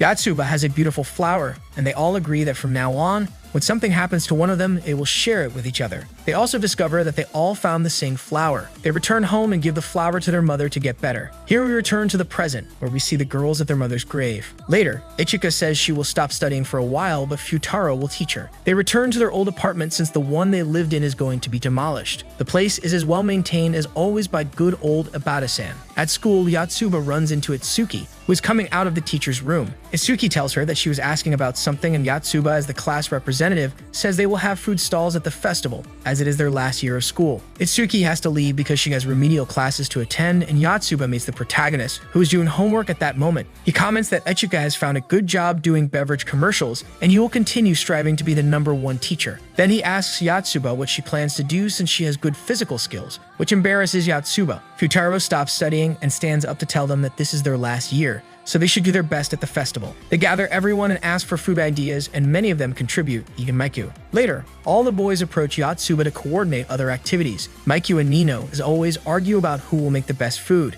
Yatsuba is very happy about everything that is happening. While the protagonist is teaching Ichika, she thanks him for taking the time to teach her, but is worried because she won't have time to study. He tells her that the results of her university entrance exam have arrived and she has passed. Ichika asks him to enjoy themselves, and he repeats that this will be the best festival of all. The next day, unfortunately, they start arguing about which is better. Maiku has suggested pancakes or Nino's takoyakis. Nino gets upset and says they will make both. Later, the sisters gather to talk in another place. Nino tells Maiku that she didn't think she would suggest something like pancakes, but Maiku remembers that Futaro told her that he used to have bread as a child, so she suggested that idea. Nino comments that making them is difficult and that it was the first thing she tried to make, but they still don't turn out like her mother's, so she preferred the takoyakis. Suddenly, the three girls who wanted pancakes appear, and Futaro tells them to do their best at the festival. Maiku chases after him to say that she has something to say, but he only congratulates her for getting an A on a university mock exam. Blushing, Maiku tells him she wants to go out with him next Sunday. At school, Nino asks Itsuki to leave together, but she has remedial classes. Itsuki asks how Nino did on the mock exam, and Nino replies that she got a B, but Itsuki becomes sad because she got a D. They sit down to talk for a while, and Itsuki tells Nino that the teachers advised her to talk to her father. Nino responds as if he cares, but Itsuki tells her that even if she doesn't believe it, he does care, and thanks to him, they were able to mature. Itsuki realized that the flowers they left at their mother's grave were from him, as he always watches them but in his own way. For now, she will talk about all that with teacher Shimoda and participate in a conference with a professor. Later, Nino tells Yatsuba not to send the invitation to their father anymore because he probably won't even come to see them. At that moment, they run into our guide, who is talking to the pancake girls. One of them tells him that Nino probably supports the boys with the takoyakis because she is in love with him. However, he says it's not true and very embarrassed. While the girls listen from the stairs, he confesses that she is in love with him. The quintuplets don't believe him and laugh. Nino remembers that she saw some pancakes a while ago, but her father refused to buy them for her. So she decides to make them herself and reconsiders sending the invitation to her father. Meanwhile, we see the protagonist's father meeting with the quintuplet's father to tell him that it has been 10 years, but he is there again and shows him the bald professor's brochure for a conference. On the other hand, our guy goes with Maiku to see a penguin show, and there's one that resembles Maiku because it's clumsy and indecisive. Seeing it, Maiku tells him that she has decided to study cooking, and he, with pain in his heart, says it's okay if that's what she wants. Maiku replies that she said that because he is special to her and says it in a strange way. Then they return home and she tells him that she has said her part and is waiting for his response, then she leaves. Our main character returns to his house and finds Itsuki inside. She hands him her invitation and they go out to talk. Along the way, he talks to her about the grades she got and how she should study harder to get into university because otherwise all her efforts will have been in vain. Itsuki asks him if he thinks the same about Ichika as an actress or Mikyu as a chef, and he answers that he doesn't. Itsuki tells him that no matter what happens, she recognizes that without him, it wouldn't have come this far and no one will regret having met him. The protagonist then remembers everything that has happened with them and says that they have all made progress and now it's his turn to decide. Finally, the long-awaited festival arrives. They all send messages and agree to meet at 5 in the classroom. Mino gives a presentation with a group as if she were an idol. Maiku, on the other hand, is making her pancakes and says she can't wait until 5 o'clock. Yatsuba makes sure everything goes well. Then some fans start chasing after idol Mino, and she feels exhausted, thinking about how her sister must feel with that all the time. She finds Itsuki studying before the meeting, and then they all gather. They have brought snacks and everything is ready. Suddenly, Futaro tells all the girls that he loves them, but he hasn't decided yet, and he will do so after the festival. Although they all blush a little, they continue with the celebration. The next day, the protagonist's childhood friend, Tapebayashi, appears and drags him around to different places to have fun at the fair. The quintuplets watch them from afar, and then they arrive at a stall where this girl introduces herself to Itsuki and Mino. They start arguing because Mino says she is closer to him because she taught him when he was a troublesome child. The girls are surprised to hear this, and Yatsuba, who is hiding, comes out and says she is the closest to Futaro. However, Itsuki says that she may have known him for a longer time, but the relationship they have now is deeper.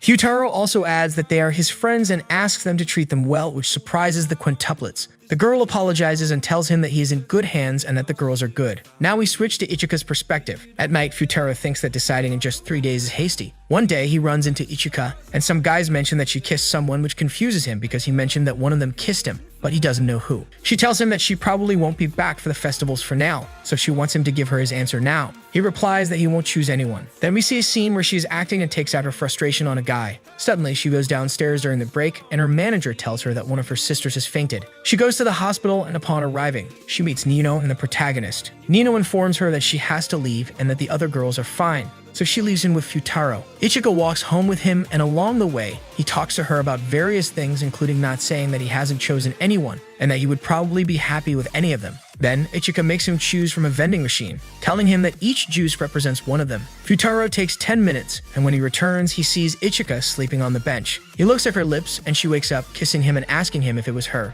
This was the easiest way to know. The protagonist tells her that he's already used her, but Ichika reveals that she has only kissed one girl because she doesn't accept kissing boys. Then she picks him up from the floor and tells him that it doesn't matter who he chooses. Now we return to the moment after the protagonist confessed his feelings. Nino's perspective reveals that she put on that act because she was hoping her father would come, but he didn't. The protagonist tells her to trust him since it's evident that he cares about them even if he doesn't show it. Despite still having faith, they couldn't find him anywhere. At that moment, a girl appears and says she saw a man with the given description in a video filmed there, so Nino and Futaro go to look for him. They find him in his office and Mino persuades him to stay, telling him to try the pancakes that Miku made. The father remembers when he met his mother in the hospital, and she told him she would make him pancakes someday. Determined to try them, he realizes how much his daughters have improved and invites them to have a meal together another time. Suddenly, while Futaro goes to the bathroom, the man thanks him for everything he has done for his daughters, but also tells him that his behavior is no longer just that of a tutor. He asks him to reconsider his relationship with his daughters and think it over. They then come out, and Mino almost slips and kisses our ex-tutor, but he catches her, avoiding both things. The father finds them in that position, and he clarifies that they only almost slipped. The father believes him, turns around, and Nino unexpectedly kisses our guy, telling him that in love, you always have to be on the offensive. Nino then thanks her father for hiring Futaro as their tutor. Now let's see Maiku's perspective. She is at her pancake stand, and one of her friends tells her that the boys from the takoyaki stand were spying on them. Then, Futaro tells Maiku that the only way to fix it is for her to go and talk to them herself. Maiku goes, buys one from them, and tells them it's delicious, offering peace so that everyone can enjoy the festival. Seeing her sincerity, the boys accept. Futaro is proud of Maiku's progress and calls her a reliable girl. Unfortunately, the takoyaki stand catches fire. Later, Yatsuba tells Maiku that they should go see the protagonist, who is with someone, and indeed, it's his childhood friend he was in love with. They stand there looking at them, but before doing anything, the two decide to trust him. When the protagonist finishes talking, Miku takes him to the rooftop where they observe the boys fighting. She then stops them and tells them that it's their last year and they can't get along. Miku tells them that she will convince the boys to help with the pancakes, so they shouldn't worry. The The boys leave, leaving the protagonists alone. Mako gets on top of the protagonist and asks him who that girl was. He replies that she was a childhood friend. Then Mako tells him it's okay and that she was holding back, so our guy tells her not to do it anymore. Miku asks for a kiss, surprising him, but she kisses him. She then says that from now on, she won't hesitate anymore. Now let's move to Yotsuba's perspective. After participating in many things during the festival and helping everyone a lot, Yotsuba goes to inspect everyone's work. Suddenly, someone gives her some food vouchers and she finds a protagonist who is very tired. Yotsuba gives him her food voucher to regain his strength, although her stomach growls. Yotsuba starts thinking that in 2 days, the protagonist will choose the one he likes. Suddenly, she finds out that the boys' stand is on fire. The next day, one of the boys becomes sad because everything they had done was ruined. Yotsuba, who was listening, thinks she should help more, and she does. Then she encounters Futaro's friend, and due to exhaustion, she faints. She wakes up in the infirmary with Nino by her side. Yotsuba wanted to continue helping, but it was already nighttime. Then she remembers that she saw the girl who asked if she was the one who met Futaro, and she nods. She asks why the girl didn't tell him, and the girl replies that she didn't because all that time she was wasting time while he was becoming a better person, and she fainted. We return to the present, where the protagonist meets Yotsuba, and she tells him she wants to apologize to everyone, but he doesn't let her and tells her to sit down. He then shows her that each person she helped earlier did their work when she fainted. He tells her that sometimes it's also necessary to receive help, and he is one of the people she has helped. Yotsuba asks him to please do his job tomorrow, and he agrees. After a long and tiring day, the protagonist meets Rina, who apologizes for not being able to keep her promise. At that moment, it is revealed that Rina is Yotsuba. He replies that the present is more important than the past, and Yotsuba goes to him and says she will be herself, giving him a kiss. Our guy wakes up and thinks it was all a dream, while Yotsuba is very embarrassed and starts crying, thinking about the past. Now we switch to Itsuki's perspective. She meets Muyo, the teacher who was going to give the lecture. He compliments her for studying and she gets excited, saying she wants to be a teacher, just like her mother. Muyo tells her that he knows since he was her teacher, but he also tells her not to only follow in her mother's footsteps. Meanwhile, we see the protagonist talking to his father, and he mentions that the man who went to see Itsuki was... We go back to Itsuki, and the man reveals that he was her mother's teacher and also her husband, therefore she is his daughter. Itsuki tells him she doesn't want to see him anymore and that her father is Nakano-san. But the man falls to the ground, apologizing for being so immature, and he gets up and tells her that precisely because he loves her, he doesn't want her to make the same mistake her mother did. He doesn't want her to become a teacher if she doesn't have the talent for it. At night, the protagonist talks to Ichika, and she tells him that Itsuki is locked in her room. He informs her that her biological father went to see her. The next day, Itsuki doesn't go to school, so Nino gives him her card to visit her. The brother arrives and finds her studying, which makes her cry and question whether her father was right in what he said to her. Then Futaro gives her a sermon that ends spectacularly, telling her that it's very different to pursue your dream because you want to be like your mother as opposed to following your mother's footsteps because you aim to fulfill your own dream. Itsuki is determined and says that she will be a teacher by her own decision. Her mother was only her inspiration. Futaro responds that he will support her in everything. Itsuki asks him to teach her, but before, we see Itsuki's father meeting her, and suddenly, the father of Mino, Shimoda-sensei, and Nakano also appear. All of them were his students. Nakano then thanks him because his irresponsible actions brought his daughters and him together. The man tells him that apparently Nakano didn't do his job well since Itsuki turned to him. But this wasn't Itsuki, it was Maikyu. This man couldn't even recognize them, so Itsuki tells him that her mother always said that love can help you know who is genuine. She tells him that he doesn't love them, and her father says that her mother was wrong, but Itsuki and Nakano say that despite leaving everything, her mother was very happy taking care of them. Itsuki tells him that she will never forgive him, and he leaves. Then she meets the protagonist who had seen everything from afar. She tells him that thanks to him, she now has more confidence, and he looks at her lips. Then she says that even though her mother made me the ideal teacher, he is also her ideal person. Later, they are about to announce which class won, but Itsuki runs out with her sisters before they say anything. She thanks Miku, and they all say they will go to the party since they still have time to see Futaro. On the other hand, Futaro is with his friends and Megata tells him that somehow he now recognizes Ichika, and he also says that he can now recognize all of them. His other friend asks if he is in love with any of them, and he changes the subject, nodding, but he doesn't say who. They are all anxious waiting for Futaro to decide whom he will choose. Each one is in a place where he would know to find her, and it happens. At that moment, they all knew that he had already made his decision. Then we see that Yotsuba forgot her cell phone, and behind her, the protagonist appears, saying he came to see her and brought the food from the vouchers she gave him to eat with her. He asks her what she feels, but Yotsuba instantly rejects him and tells him that there must be a better option. Futaro gets upset because he wants to know what she feels, but she runs away. He finds her downstairs, but Yotsuba is very fast. Along the way, she says she's a bad person and starts to repent for some of her actions. And she also remembers that one time when she met Futaro, she ran into Take Bayashi. It was getting late and both of them had run out of money. Well, because our rebellious kid threw it away. So Yotsuba said that she didn't mind being poor, but it hurt her to see her mother work so hard. So she decided to work harder so that her mother wouldn't have to,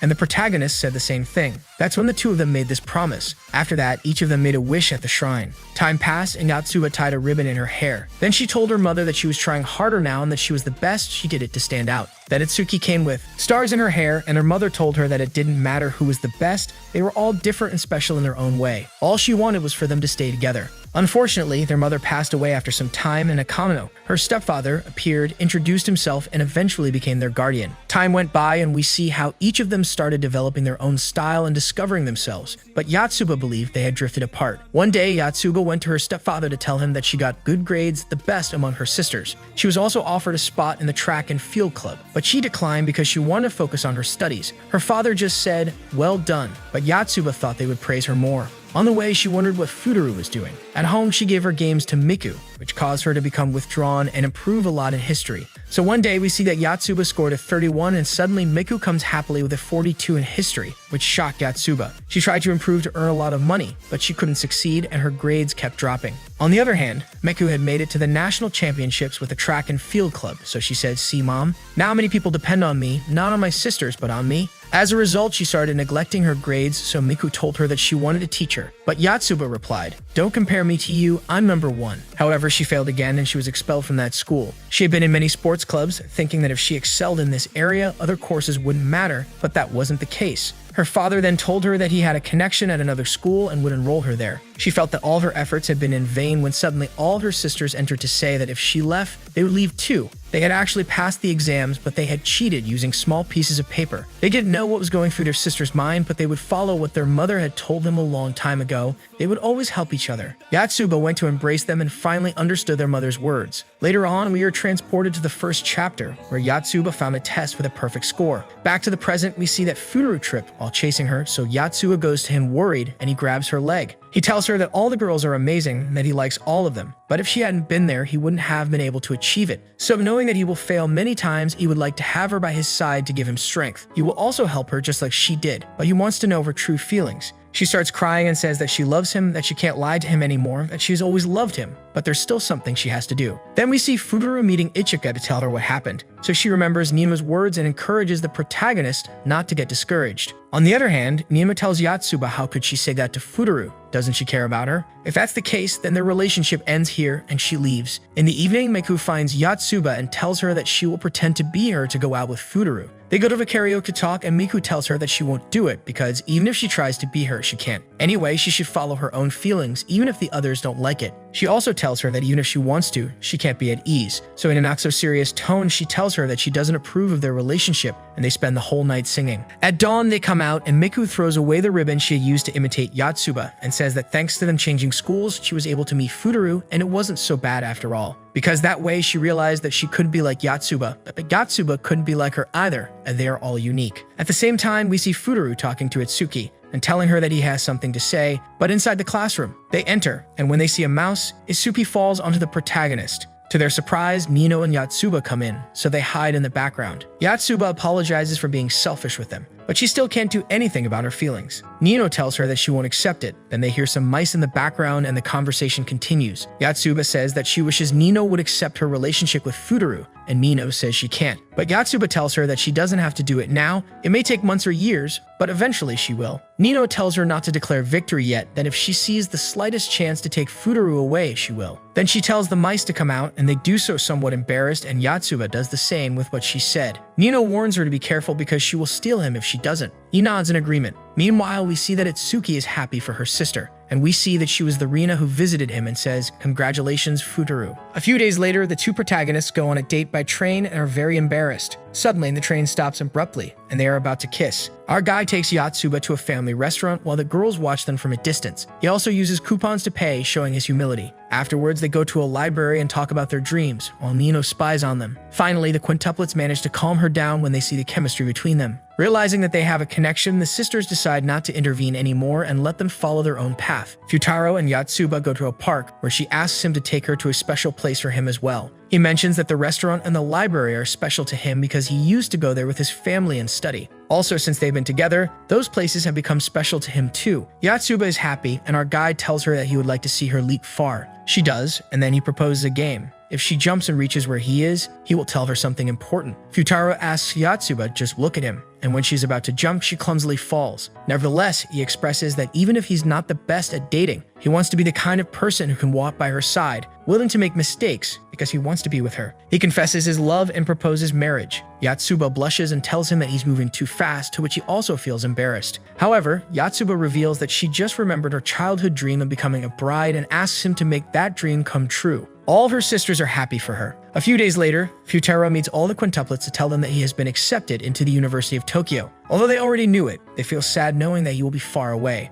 We see Yotsuba talking to a university, Itsuki studying, and Nino and Meiku baking cakes. Time passes and we see Nino and Meiku studying pastry, Ichika getting a great role, and Itsuki also getting into university. One night, Ichika asks Yotsuba if she's pushing herself too hard, but Yotsuba assures her that she'll be fine as long as they're together. Meanwhile, the protagonist goes to university with his friend, while all the quintuplets are happy that they have finally achieved their dreams. 5 years later, the girls reunite and they haven't changed a bit. They all go to Nino and Maiku's cafe. Ichika talks about her stay in the United States. Itsuki mentions that she's a teacher, and we see that Meiku doesn't want to do advertising and prefers to build her own clientele. Suddenly, Yotsuba arrives on her bike and announces that the protagonist arrived yesterday and is still sleeping. The girls come together to fix Yotsuba up. They do her makeup and give her their mother's earrings, making a hole in her newly pierced ear. Finally, we see the two of them walking towards the altar, but we rewind a bit. The quintuplet's father enters and asks him if he will make his daughter happy. He answers affirmatively and reveals that 10 years ago, his mother died in an accident just when they had invested in a restaurant because it was her dream.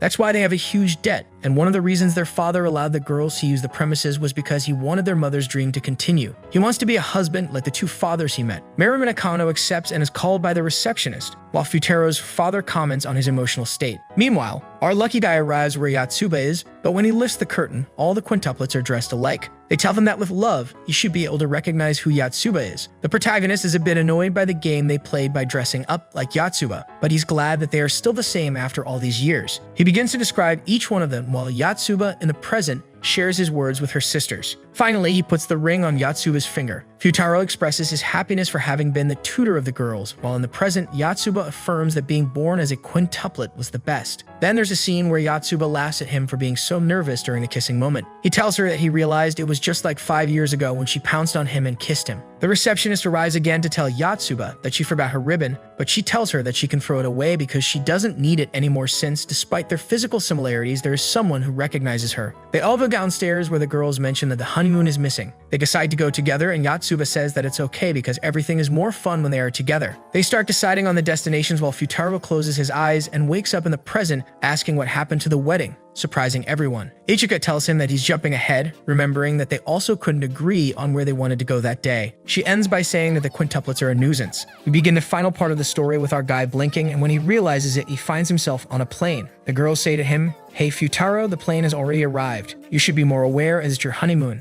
Nino suggests, "What if we leave him behind and go on our own?" Apparently, they still don't know where to go. Then the protagonist says, "Wait a second, just in case before coming here, I made a travel brochure about common places and hidden treasures. Follow everything to the letter and hurry up, the bus arrives in 5 minutes." The girls complain, "You're so annoying, Futaro." "Yeah, so annoying. And what do you think, Mrs. Married?" Yotsuba responds, "Well, if I had to summarize it in one word, it would be annoying, haha." Finally, they arrive at their hotel in Hawaii, and their father calls to tell them that he ordered their swimsuits to be delivered, but there's a little problem. One of them is larger than the others. Whose could it be? The girls who are all gathered say, "Oh, I don't think that's true. Surely their dad made a mistake."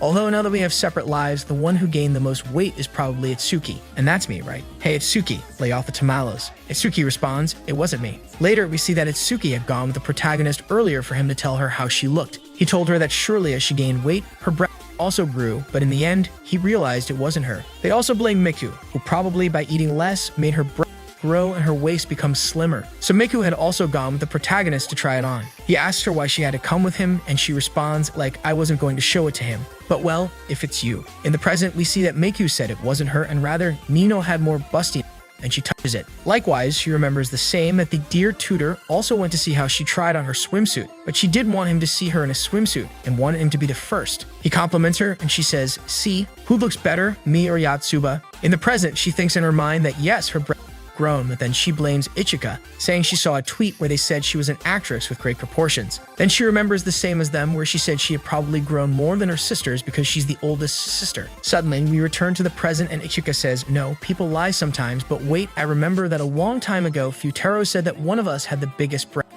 Yotsuba asks, "Don't tell me you guys already." And she responds, "Ah, no, it's still too early for that." In the past, both of them remember their first date, when they also went to buy clothes. In the present, Yotsuba gets very nervous, and her sisters believe it's her since she's bad at lying, so they say they found the culprit. Ichika suggests, "Now let's go try them on." But the girls get nervous. At that moment, their father appears from behind, bringing their swimsuits, placing them on the table, and they all say at the same time, "Oh, this one is mine." But then they realize that they all look the same. Plus, there's one left over. The father approaches and realizes that swimsuit belonged to their mother, and he didn't realize it was there. All the girls are shocked to know that their mother had a larger chest than them. Suddenly, we go back to the past to that day when the protagonist went with each of them, accompanying them to try on the bikinis, and then the salesperson says, "Excuse me, young man, is there a problem with our garments?" And he responds, "Oh no, it's not that, it's just that these girls I came with are quintuplets." And that's it, until next time.